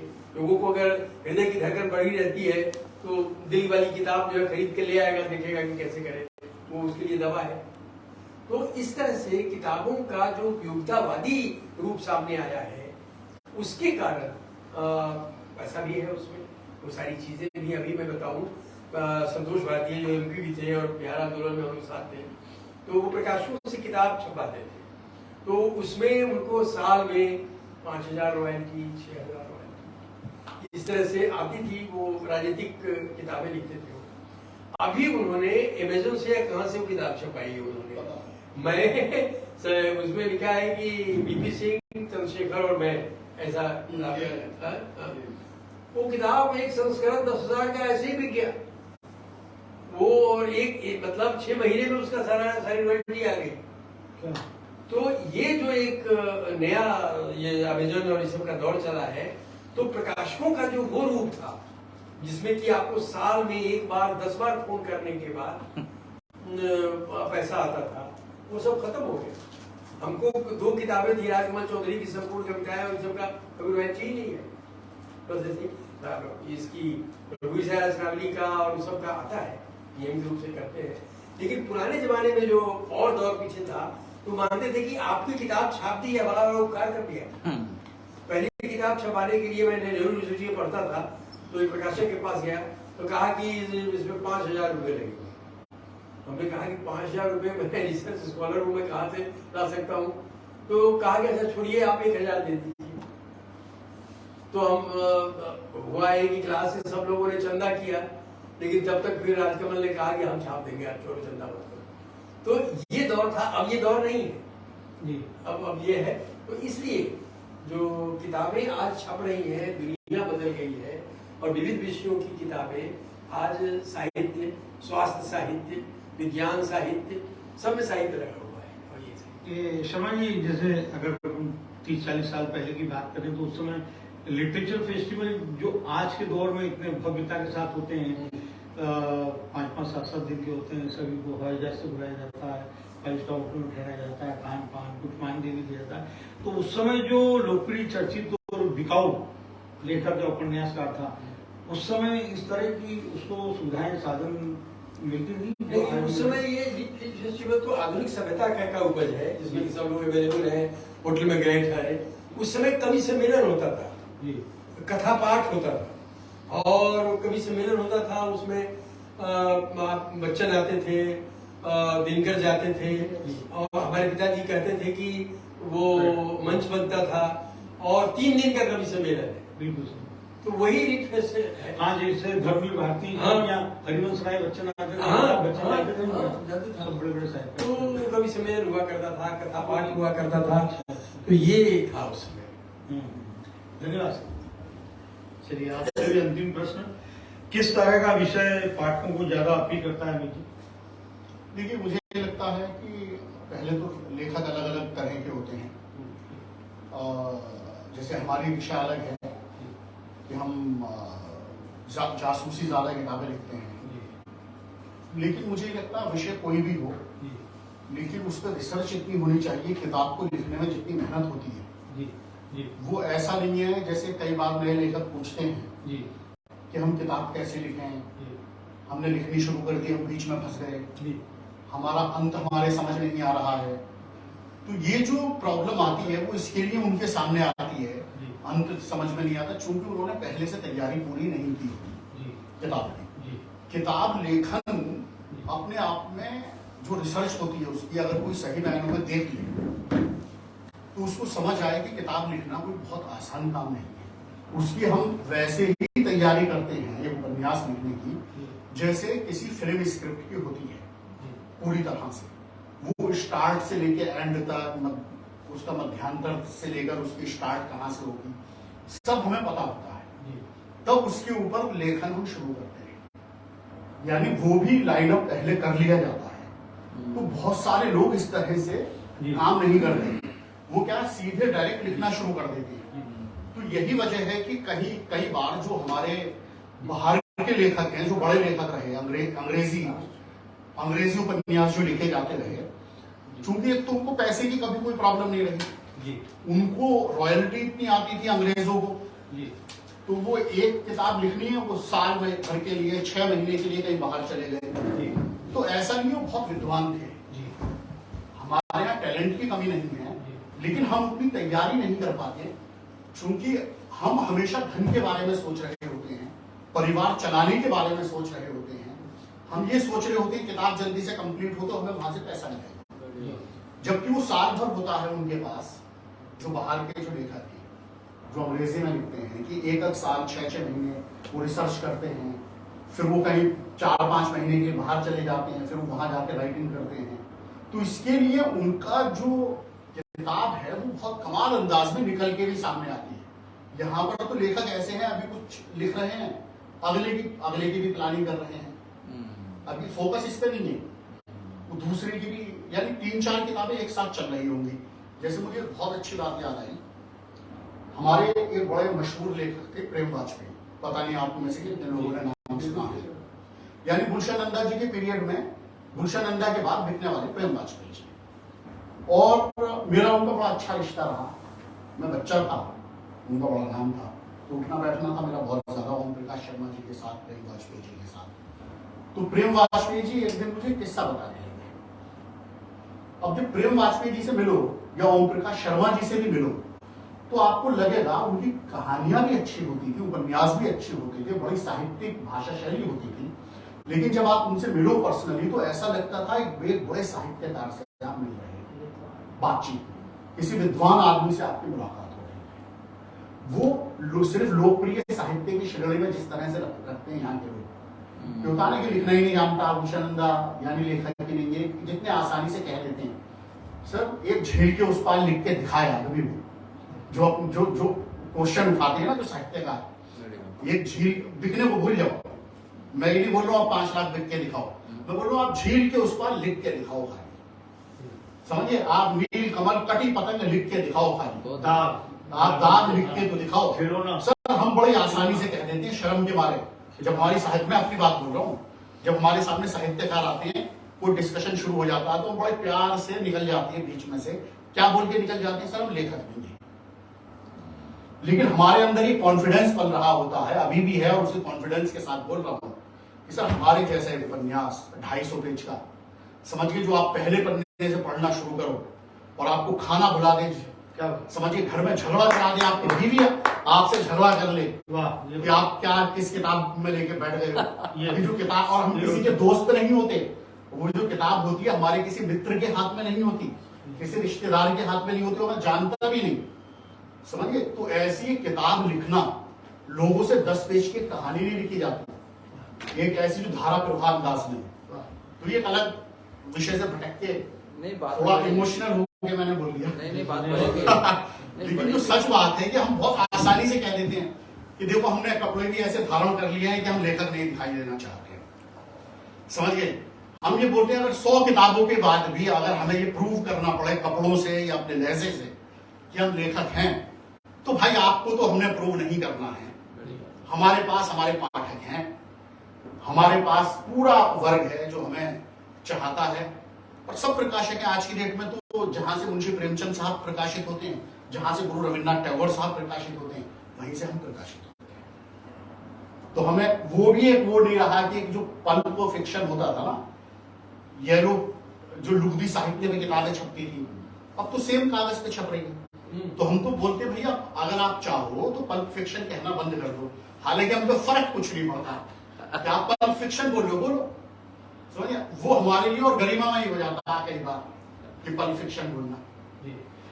विषय से भटक गया मैं, नहीं, इमोशनल हो गया। अमित जी, बहुत बढ़िया। आप बहुत जैसे बढ़िया। सफल उपन्यासकार, अगर प्रकाशक से जब एक अनुबंध होता है तो ये भी उसमें होता है कि देश की जितनी प्रमुख पुस्तकों की जो दुकानें हैं वहां पर आपके उपन्यास होना चाहिए।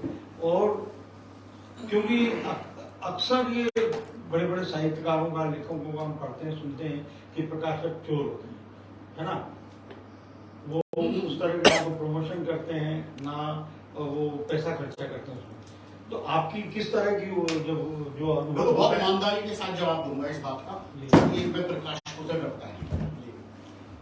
जितने यहाँ पर, हालांकि मैं एक प्रकाशक का नाम लेके भी बता रहा था, लेके ताकत रखता हूँ, लेकिन जितने भी प्रकाशक हैं जो हमारे भारतीय प्रकाशक हैं, जो पुराने प्रकाशक हैं, और जो एक नई कल्चर आई हमारे देश में, अभी जैसे प्रकाशकों में भी कॉर्पोरेट कल्चर जैसे आई, जो विदेशी प्रकाशक आए, जैसे पेंगुइन आया, समझे, वेस्टलैंड उसी परंपरा पे शुरू हुआ, हार्पर कॉलिंस आया। सर हम आज के डेट में पेंगुइन या हार्पर कॉलिंस से छपना पसंद करते हैं। हम जो भारतीय प्रकाशक हैं, जो बड़े बड़े प्रकाशक हैं, समझिए सारे के सारे, मैं नाम नहीं ले रहा हूँ, हाँ सही बात। समझिए सारे के सारे चोर हैं, अरे बाबा, सब ने दुकानें खोल के बैठे हुए हैं, सब ग्रोसरी शॉप है इनकी। मैं बड़े बड़े प्रकाशकों की बात कर रहा हूँ, समझिए, जो पैसा ना देना चाहते, समझिए, किसी भी हालत में रॉयल्टी भी ऐसे देते हैं जो बहुत नपी तुली सी रॉयल्टी देते हैं। लेकिन हार्पर कॉलिंस जैसे प्रकाशक, पेंगुइन जैसे प्रकाशक, सब बहुत अच्छे रॉयल्टी देते हैं, इतनी ज्यादा रॉयल्टी देते हैं। कई बार मुझे लगता है जब उन्होंने रॉयल्टी, जैसे अभी मेरा एग्रीमेंट था 2-2.5 साल हो गए, तो जब हमारी रॉयल्टी स्टार्ट में छपने के बाद की, शुरू की बात कर रहा हूं, तो जो उन्होंने शुरू में ही जिस तरह का डिस्कशन शुरू किया, तो हमारे मन में डाउट आया क्या ये इतना खुद भी कमा पाएंगे जितना हमें दे रहे हैं। बहुत अच्छी बात। कितनी बड़ी बात है यार। तो ये ईमानदारी दिखाई दी, हाँ। क्योंकि स्टार्ट में जो होता है ना, लाखों में आपको कोई रॉयल्टी दे रहा है, तो ये सर यहाँ का भारतीय जो प्रकाशक होते हैं ना, नॉर्मल वो देर दिया। जो दुकान खोल के बैठे हुए हैं, जो आपको वैसे बड़े दिखाई देते हैं, जो बड़े हैं नहीं, सब उनमें उनके अंदर वो हिम्मत नहीं है। इसीलिए वो ऐसे लेखकों से फिर डील भी नहीं कर पाते जो एक बार उन जैसे प्रकाशकों के यहाँ छपने लगते हैं। तो वो चूंकि उतने पैसे अच्छा, लेकिन कई प्रकाशक ऐसे भी जिनका उद्देश्य होता है इतिहास, संस्कृति, कला, उसको बढ़ाना, नए नए लेखकों को पुस्तकें छापते हैं, सर ऐसे भी है प्रकाशक। सर सब दुकानें हैं, चूंकि आप चेतन भगत की किताब की रॉयल्टी देने की ताकत नहीं रखते, तो आप सफेद कपड़े पहन के निकल जाते हैं कि हम तो बड़े साधु हैं और हम तो इसी तरह की किताबें छापेंगे। सर अगर आपको मौका मिलेगा गुलशनंदा की पहले छापोगे, लेकिन गुलशनंदा आपको किताब देगा ही नहीं, अमीश त्रिपाठी आपको किताब देगा ही नहीं, चेतन भगत आपको किताब देगा ही नहीं, समझिए। तो आप करोगे क्या? तो आप आदर्श की बातें करने लगोगे। वो आदर्श 1 मिनट में आप किसी भी प्रकाशक को लेके आओ, सबकी बड़ी बड़ी आदर्श की बातें करता हूँ मैं, अगेन बहुत इमोशनल होकर बात कर रहा हूँ, समझिए। तो किसी बड़े राइटर की किताब उसको दी जाए, सारे आदर्श खड़ा हो जाते हैं, वो छापता नजर आएगा 50 शेड्स ऑफ ग्रे, समझे। मैंने एकदम नीचे की किताब का नाम लिया, वो 50 शेड्स ऑफ ग्रे भी छापेगा, समझे, फिर वो सब छापेगा। अगर उसे बड़ा राइटर की किताब मिले। लेकिन मिलने बहुत मुश्किल है, क्योंकि बड़े ऑथर के साथ डील करना आज भी नए प्रकाशकों के लिए बड़ा मुश्किल काम है। बिल्कुल वैसे ही जैसे यहाँ पर मैं तुलना एकदम अलग कर रहा हूँ, जैसे किसी बड़े एक्टर को कोई नॉर्मल प्रोडक्शन हाउस साइन नहीं कर सकता, क्योंकि वो एक्टर भी ये देखता है कि इसको थिएटर मिलेंगे या नहीं मिलेंगे, ये कितने अच्छे तरह से हमें शूट कर पाएगा नहीं कर पाएगा। ऐसे लेखक भी सोचता है जिसको सारे मंच हासिल हैं, जो हर प्रकाशक के यहाँ छपने की ताकत रखता है, तो उस तरह से लेखक भी सोचता है कि मैं अगर इसके यहाँ छपूंगा तो मेरी मार्केटिंग कितनी जबरदस्त होगी, ये किताब कैसे छाप पाएगा। तो हर आदमी चाहेगा कि मैं बड़ी जगह से छपूं। अच्छा, ये जो अभी आपके उपन्यास पर वेब सीरीज बनी, एकता कपूर ने बनाई, तो ये जो निर्माता निर्देशक या जो OTT वाले हैं, ये भी आपके बेस्ट सेलर उपन्यास पर ही क्या देखकर उसी को आधार बनाते हैं कि इस पर फिर उपन्यास फिल्म बनना चाहिए, वेब सीरीज बनना चाहिए? देखो, आज की डेट में फिर मैं बोलूंगा सब लेखकों के लिए अगर आप अच्छा लेखन कर रहे हो, बहुत अच्छी दुनिया है। और अच्छी दुनिया मैं सिर्फ अपने तो लिए, इन्होंने भी बेस्ट सेलर देखा आपका? हाँ, ये देखिए, नाम तो सबको चाहिए, नाम तो सबको चाहिए, क्योंकि कहानियों से ज्यादा नाम की वैल्यू होती है। क्योंकि सोनू सूद ने आवाज दी, आज की तारीख में तो बड़े स्टार हैं वो। नहीं, भाई सबसे बड़ी ऑडियो ड्रामा सीरीज, अगेन बोलते हुए अजीब लगता है कि जो करोड़ों में बनी है मेरी ऑडियो ड्रामा सीरीज, जिसका बजट करोड़ों में है, अरे बाबा, समझिए, जिन्होंने मुझे रॉयल्टी के तौर पे बहुत बड़ी अमाउंट दी है, बहुत बड़ी मतलब बहुत ज्यादा बड़ी अमाउंट दी है। बहुत बढ़िया। नहीं, मैं ये ऑडियो की बुक कोई राइट इतने में आदमी सोच नहीं सकता कि बहुत ज्यादा बड़ी अमाउंट जो मैं बोल रहा हूँ, तो सिर्फ ऑडियो के राइट्स की अमाउंट, क्या बात है। तो ये कभी, लेकिन ये एक लंबी यात्रा का प्रतिफल है, आगे कुछ नहीं है। तो ये जो प्रकाशक को भी जाता है पैसा अनुभव होता है? हम कोई भी राइट, मैं अपनी बात कर रहा हूँ, हाँ सर, एक कुछ भी अंश प्रकाशक के पास नहीं होता, हमारा एग्रीमेंट ऐसा होता है अच्छा कि हम उनको दोबारा भी किताब प्रकाशित करनी है तो परमिशन लेनी होगी, बहुत बढ़िया। चाहे कोई भी प्रकाशक हो, कोई भी मतलब कोई भी। इस तरह का नॉलेज होना भी बहुत जरूरी है ना। और इवन हम जो एग्रीमेंट आपने करते हैं, अपने अनुसार उड़वाया है? बिल्कुल, अभी मेरा एक बहुत बड़े चैनल के साथ एग्रीमेंट चल रहा है, जो मेरी 5 बुक के राइट ले रहे हैं अभी, जिसपे वेब सीरीज बनने वाली है। बहुत हम जो भी एग्रीमेंट इवन चैनल के साथ में करते हैं, तो उसमें भी क्लियर कट होता है कि हम आपको क्या राइट दे रहे हैं। अगर हम वेब सीरीज के राइट दे रहे हैं तो वेब सीरीज, तो सिर्फ वेब सीरीज के राइट हैं, सर फिल्म के राइट भी नहीं है, टीवी सीरियल के राइट भी नहीं है। बहुत बढ़िया। बिच्छू का खेल के टीवी सीरियल के राइट भी मेरे पास है। टीवी सीरियल की बात करो, फिल्म तो भूल जाओ, ऑडियो सीरीज के राइट, सब के राइट, क्योंकि हम पहले से क्लियर कर लेते हैं कि केशव जी जो डील हो रही है, ये हम आपको क्या राइट दे रहे हैं, तो पहले दिन क्लियर होता है। लेकिन बहुत सारे लेखकों का दबाव भी होता होगा? नहीं सर, दबाव यूं नहीं होता।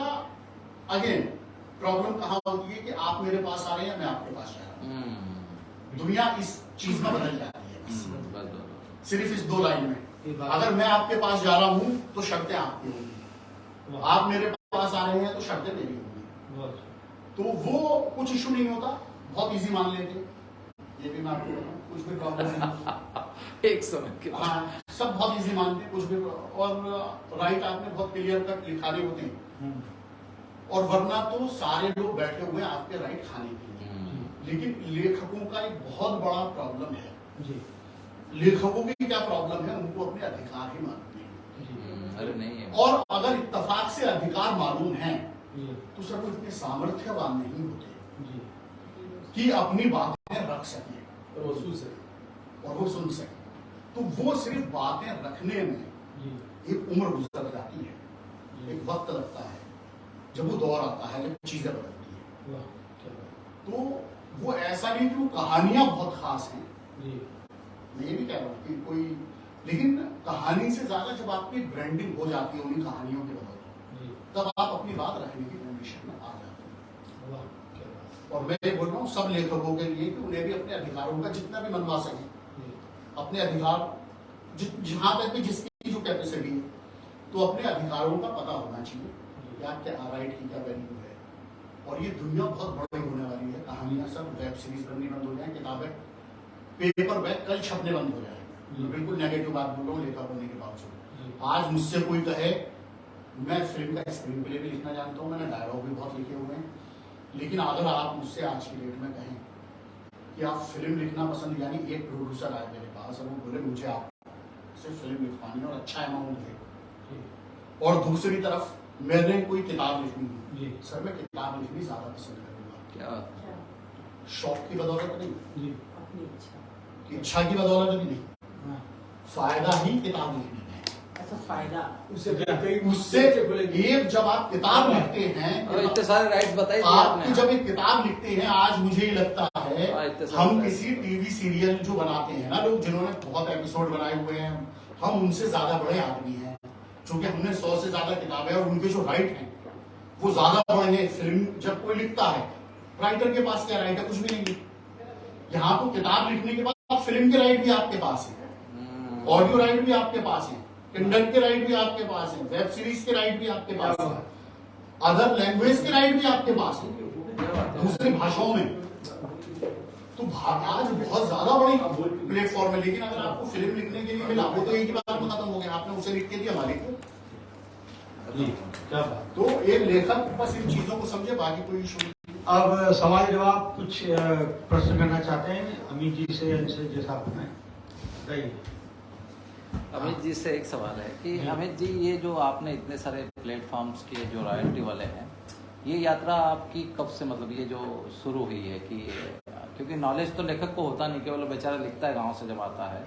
आप भी जब अपने परिवेश से, अपने गांव से आए, तो आपको भी ये सारा संघर्ष करना पड़ा होगा। तो ये नहीं, संघर्ष नहीं बोलूंगा, लेकिन हाँ ये है कि प्लेटफॉर्म खुलते चले गए और हम लिख रहे थे, मार्केट में हमेशा बने हुए थे। तो जो नई नई चीजें आती हैं, नए नए प्लेटफॉर्म मार्केट होते हैं, तो वो भी सबसे पहले उन्हीं लोगों को चुनते हैं जिनका पहले से नाम बना हुआ है। तो सबसे पहले ऑप्शन, अगर आपने मेहनत की है तो सर सबसे पहले दरवाजे भी आपके लिए खुलते हैं। और ये दुनिया बदली है कोरोना के बाद, कि डिजिटल दुनिया बहुत बड़ी हो गई कोरोना के बाद, कि बहुत ज्यादा आपके ऑडियो बुक्स सबसे ज्यादा बिकनी शुरू, लोगों ने सुननी शुरू की कोरोना के बाद।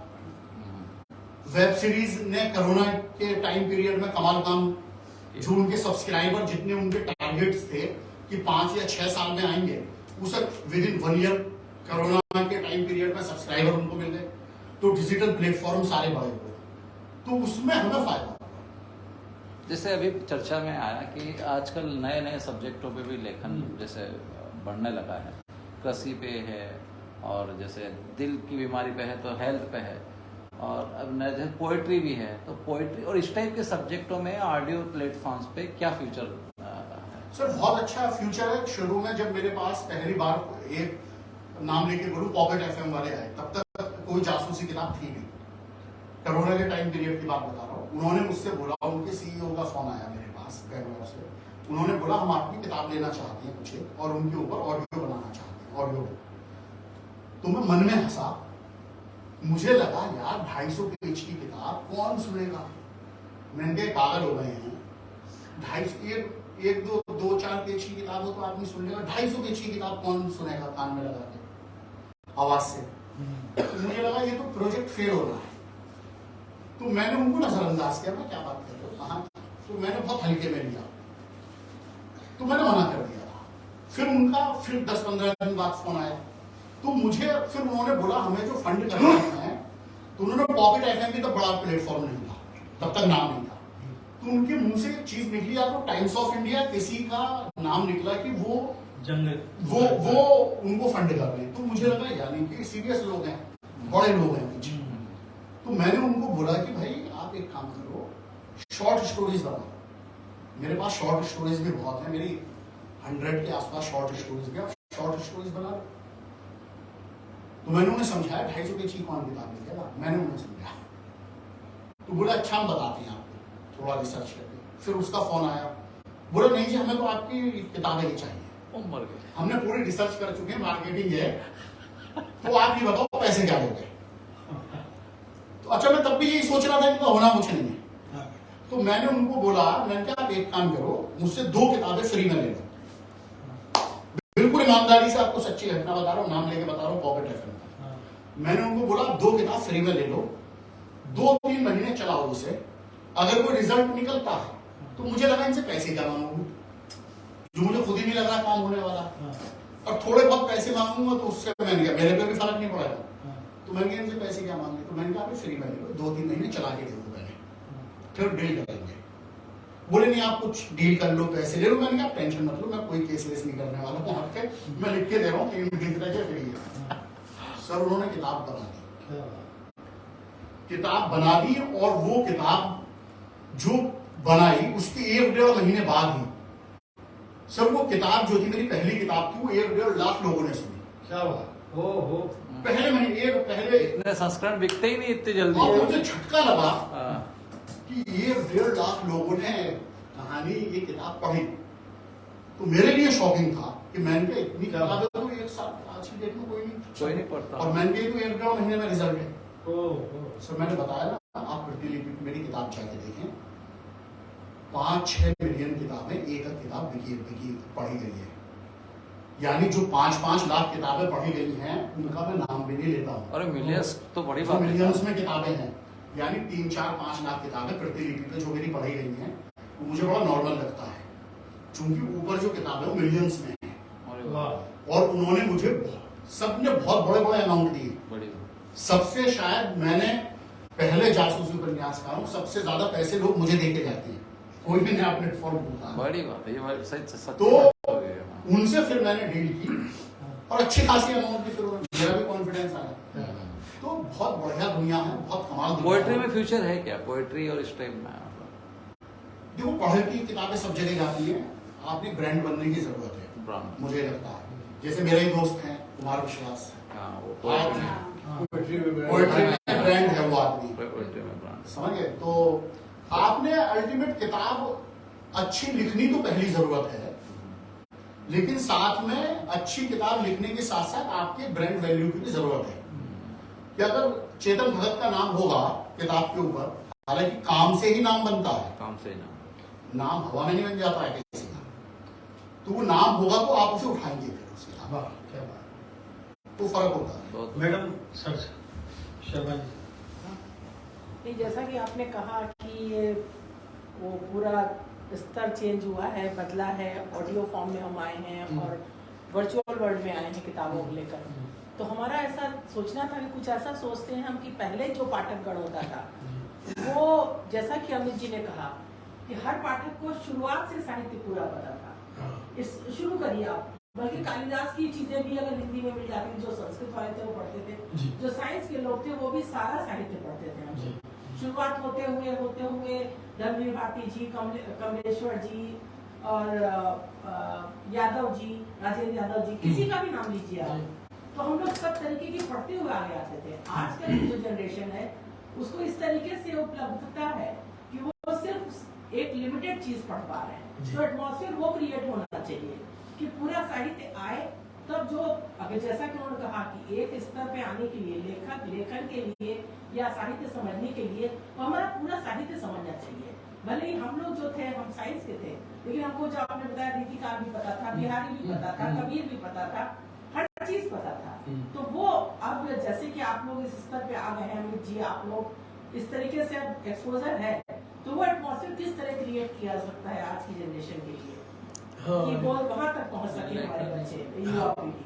हम अपनी परंपरा को भूल रहे हैं जी, और उसकी जो मतलब ऐसे तत्व जो हमको जीवित रखते हैं, हाँ, उसको भी हम भूल रहे हैं। जी, ये बहुत सही आपने कहा। हाँ, और जो साहित्य को समझने के लिए, बल्कि अपने जीवन जीने के लिए, ये नहीं कि वो चीजें हम कहीं उपयोग कर रहे हैं जीवन में, लेकिन जो हमारा मानसिक स्तर है वो वहां तक पहुंचता है दुनिया को समझने के लिए, जीवन में स्थिरता लाने के लिए, वो सब चीजें समझना बहुत जरूरी है। जी, असल में ये जो हो रहा है इसमें जो संचार माध्यम हमारे हैं जी, वो इसमें अपनी भूमिका निभा सकता है। जी, और कोई आदमी स्वतः प्रेरणा से कबीर को पढ़ने नहीं चला जाए। जी, उपलब्धता होनी चाहिए। हाँ, उसमें अगर उसको सपोर्ट मिलेगा वातावरण का, मिलियू का, हाँ, तब एक बात, क्योंकि हमारे बाद दूसरी पीढ़ी आ गई है, तीसरी पीढ़ी आ गई है, जी, तो उसको वो पूरा पिछला संस्कार जो है जी। वो अभी के समय जीने में ही उसका सारा समय जा रहा है। जी, जैसे कि देखिए सर, हम लोग जब थे बड़े हो रहे थे तो पत्रिकाओं का बहुत बड़ा हाँ। योगदान था। सारी पत्रिकाएं हम लोग पढ़ते थे, सब कुछ उपलब्ध थी। आजकल जो कुछ उपलब्धता है वो सिर्फ आज की लेवल की हाँ। है, और हम लोग के कोर्स में भी होती थी, हिंदी में भी होती थी। जो कुछ भी हम लोग पढ़ते थे, जो हमारी पुस्तकें होती थी, जो हमारे सिलेबस होते थे, उसमें इस तरह का पाठ्यक्रम बनाया जाता था कि ये सब चीजें उसमें रहती थी।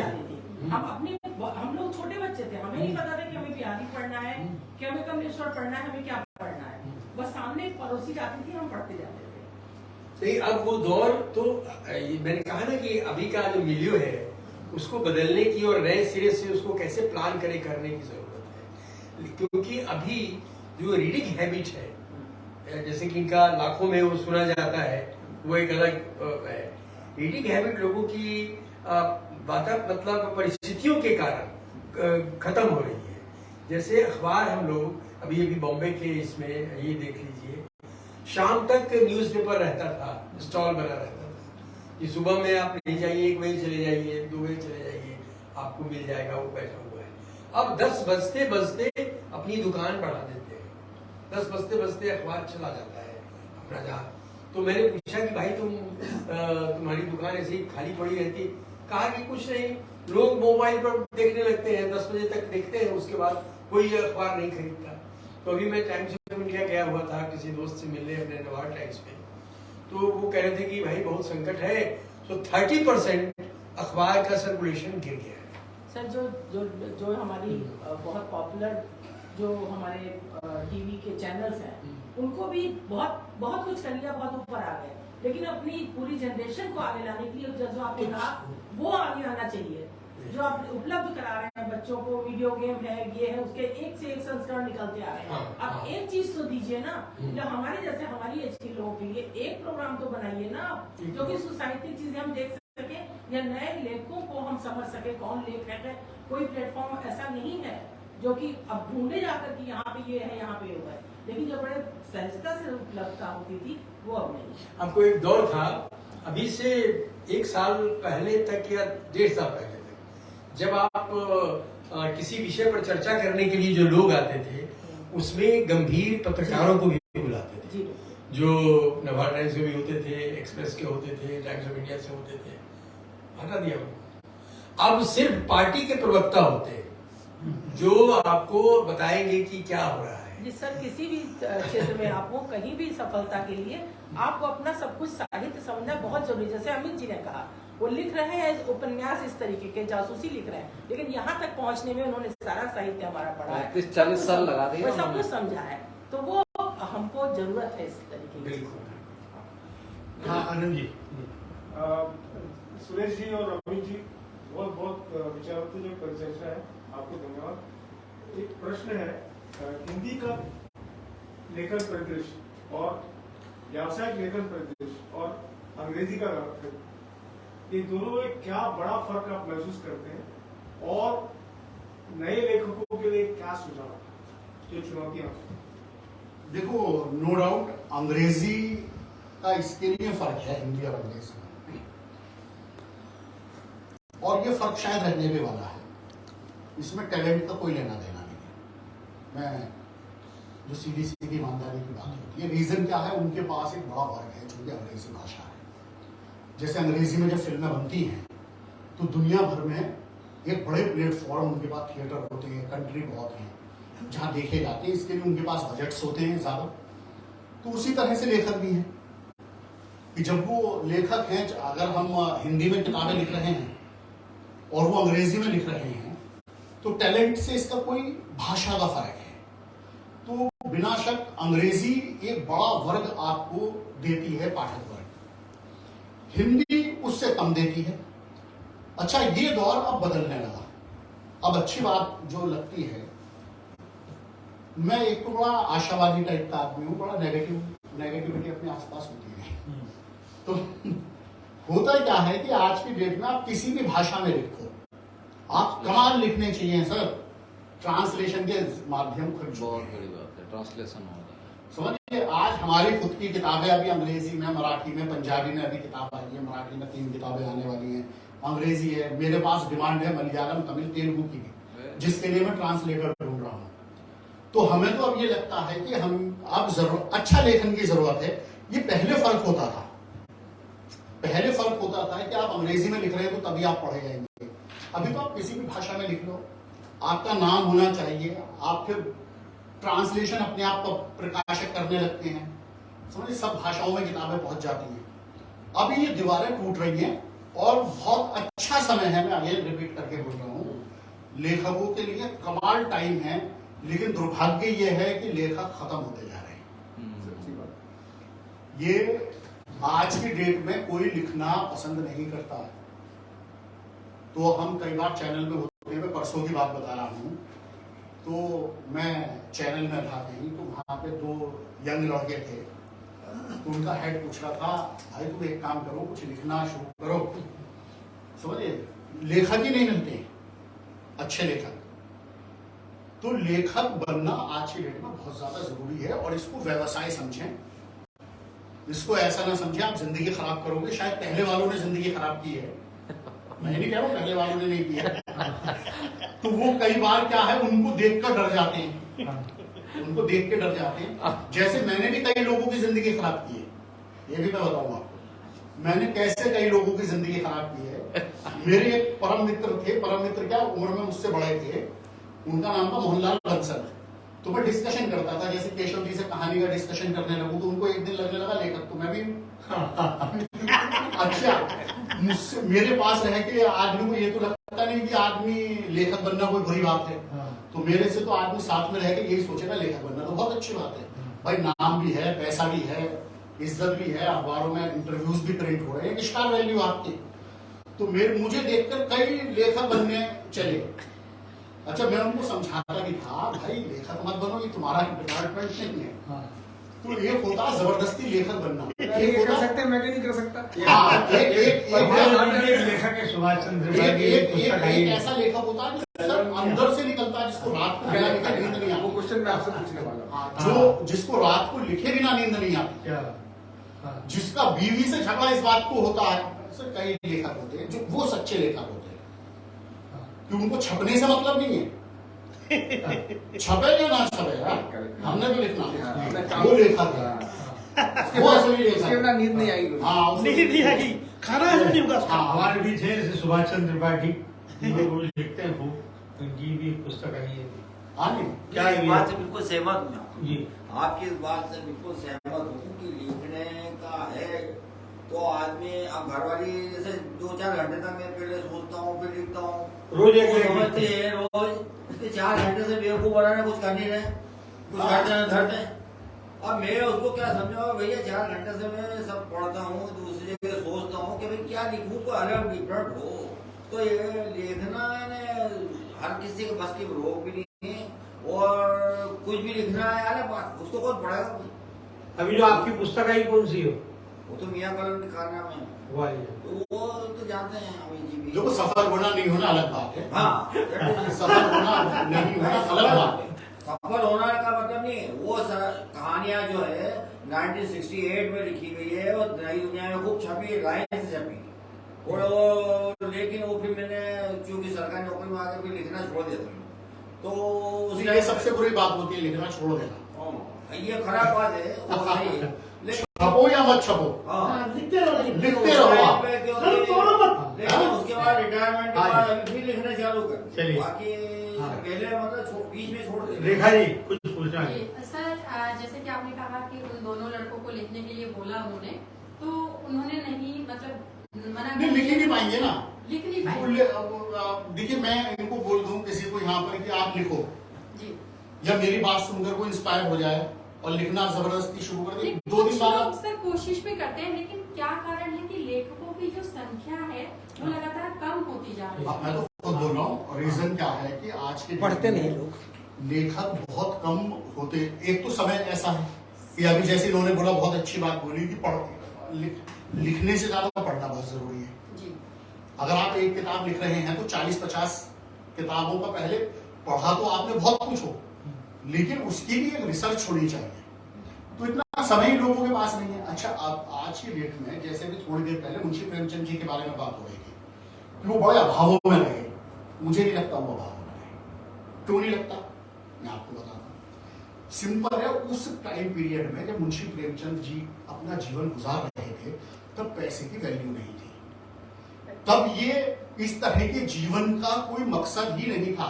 तब गांव में किस चीज, कौन आदमी बड़ा होता था, जिसके पास इज्जत है, जो थोड़ा पढ़ा लिखा है, तब वो ही अमीर आदमी समझा जाता था। पैसे से तब अमीर नहीं होता था। शहरों में भी हर जगह, हाँ, सब जगह तब पैसे से अमीर नहीं होता था। तो मुंशी प्रेमचंद जी को जब हम आज के परिप्रेक्ष्य में नाप के देखने लगते हैं कि यार वो तो बड़ी गरीबी में रहे, ये आपको लग रहा होगा वो गरीबी में रहे, वो तब भी अमीर थे, उनको हर जगह सम्मान मिलता होगा, वही सम्मान जो आज अमीरों को मिलता है। तो उनके अंदर तो कभी ये भावना भी नहीं आती होगी मुंशी प्रेमचंद जी जैसों के अंदर कि मैं गरीब आदमी हूँ, क्योंकि गरीब वो थे ही, क्योंकि तब की अमीरी उनके पास थी, सम्मान उनके पास था, सब चीजें। और जो थोड़ा बहुत जिंदगी गुजारने के लिए पैसा चाहिए होता वो उनके पास उतना ही चाहिए। हाँ, उतना ही चाहिए होता। आपसे क्वेश्चन है कि आपने सबसे पहले क्या लिखा, सब और कैसे प्रेरणा मिली कि आप बहुत अच्छा लिखते हैं, आपको कैसे समझ आया, आपकी उस समय क्या पोजीशन थी जब आपने सबसे पहले अपनी चीजें लिखी और क्या लिखा? ये बड़ा तो पाठकों ने पढ़ा, आपको मालूम पड़ा। ये अच्छा सवाल अच्छा है। आदमी मैं सही सवाल जानता हूँ, मैं आपको कैसे लगा? हाँ, मैं देखो, मेरा तो एक सीधी सरल यात्रा है। मुझे क्या पढ़ने का शौक था। मुझे बचपन से मेरे बचपन में एक दोस्त है, जब केजी फर्स्ट स्टैंडर्ड का, आशुतोष राजवंशी, टीचर है अभी दिल्ली में, तो कभी मिलाऊंगा, उसका भी इंटरव्यू जरूरी है। तो रीजन क्या है, जब हम पहली दूसरी तीसरी क्लास में होते थे, ये अंदर से था, तो बच्चे खेलने चले जाया करते थे। 2-3 बच्चों का वर्ग ऐसा था जो मेरे पास आता था और मैं उनको कहानी सुनाता था। ये बचपन की बात बोल रहा हूँ, दूसरी तीसरी चौथी क्लास की बात बोल रहा हूँ। बना के सुनाते थे अपनी तरफ? हाँ, वो कुछ भी बना के सुनाया, कुछ भी सुनाया, यानी कहानी सुनने सुनाने का बड़ा शौक था मुझे। किताबें पढ़ने का बड़ा शौक था। तो मुझे क्या है कि बचपन में मैंने ऐसी किताबें बहुत पढ़ी जो बहुत बड़े लोग होते थे। बहुत बड़े मतलब महात्मा गांधी का बचपन कैसे गुजरा, हिटलर का बचपन कैसे गुजरा, इब्राहिम लिंकन के बचपन में कैसे। तो बचपन में मुझे ऐसे उनके बचपन की कहानियां पढ़ने का बड़ा शौक था। मैं आज भी अभी यही बैठे बैठे जो बचपन में पढ़ी गई कहानियां हैं, आपको इब्राहिम लिंकन का बचपन, आपको हिटलर का बचपन, इंदिरा गांधी, धारा प्रवाह कहानियां सुनाता चला जाऊंगा अभी घंटों तक। क्या तो वो ही मैं पढ़ता था। तो मैंने सबसे पहले 12 साल की उम्र थी, मैंने पहली कहानी लिख दी जॉर्ज वॉशिंगटन की, बचपन की है, क्योंकि पढ़ी हुई चीजें थी उस दुनिया की। तो उसी को आधार बना के एक इंसिडेंट के ऊपर उनके जीवन का था, जिस पर मैंने पहली कहानी लिख दी, विनम्रता उसका नाम था।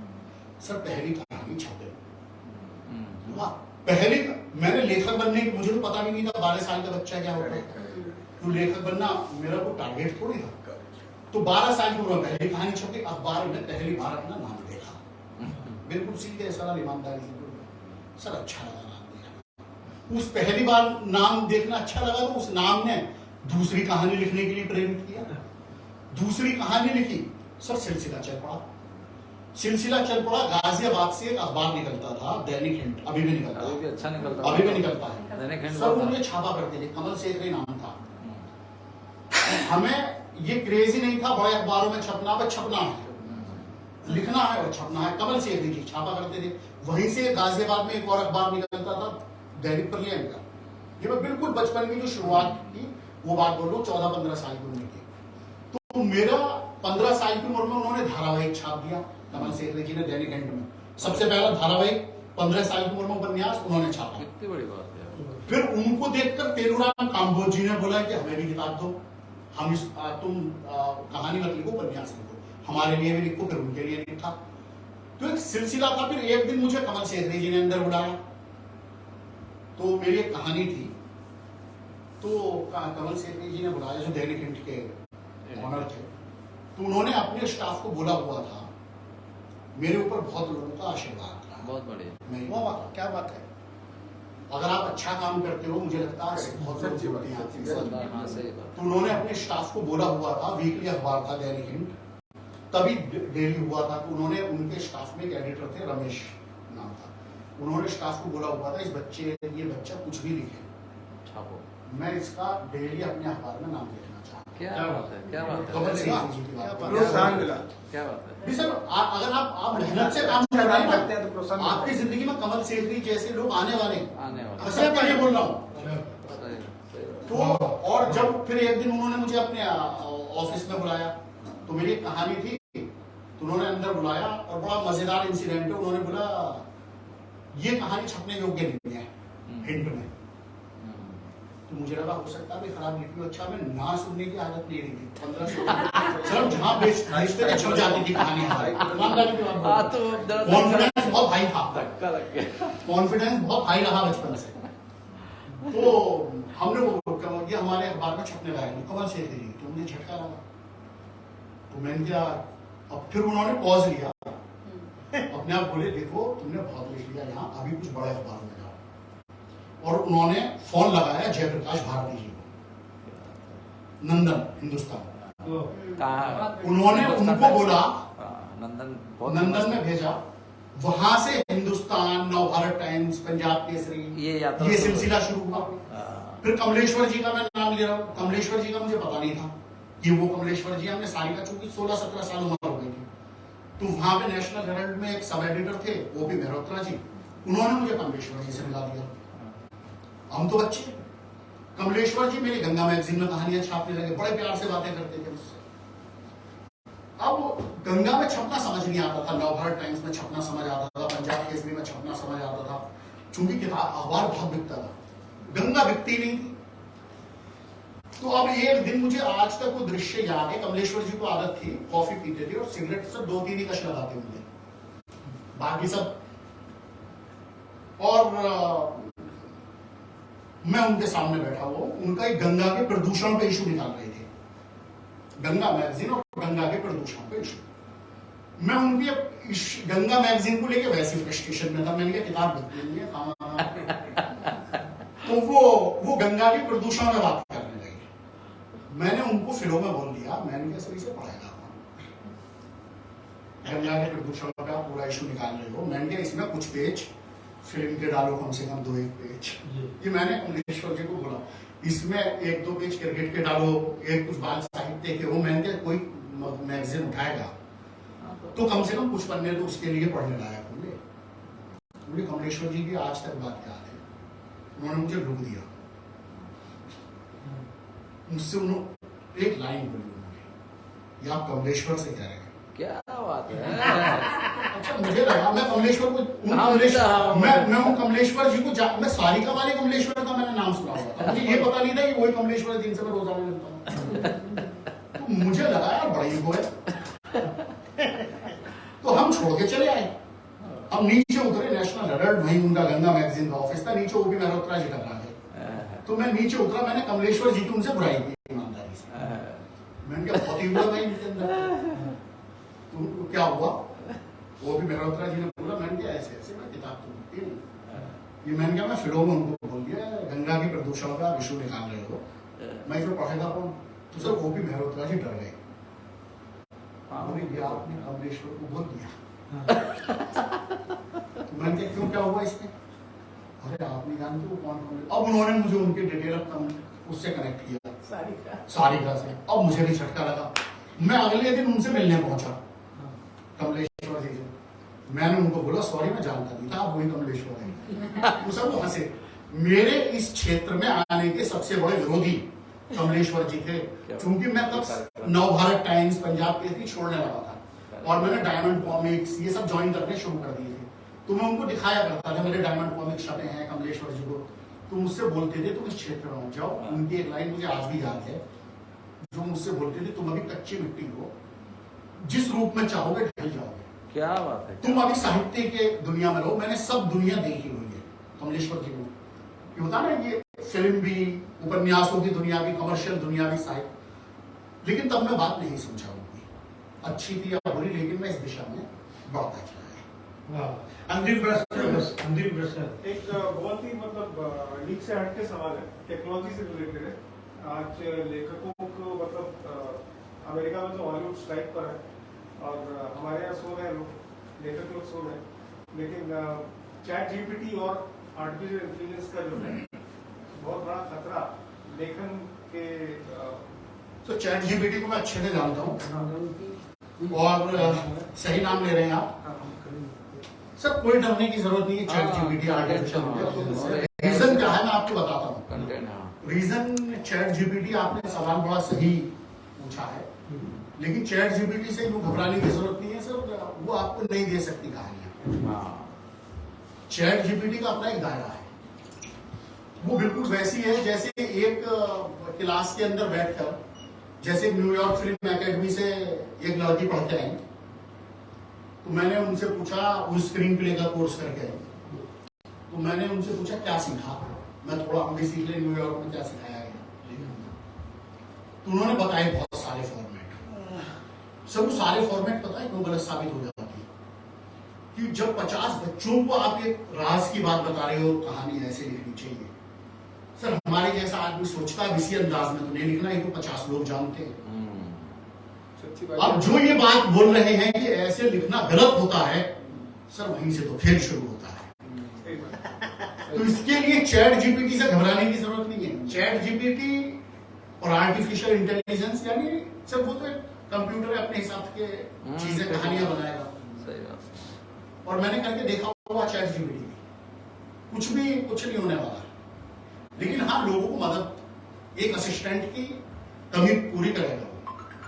नहीं, कंटेंट तो इंसान ही लिखेगा ना, कंटेंट लेकिन कंटेंट लिखने वाले लोग आ गए सर। धन्यवाद। करेक्ट बोल रहे हैं पीछे।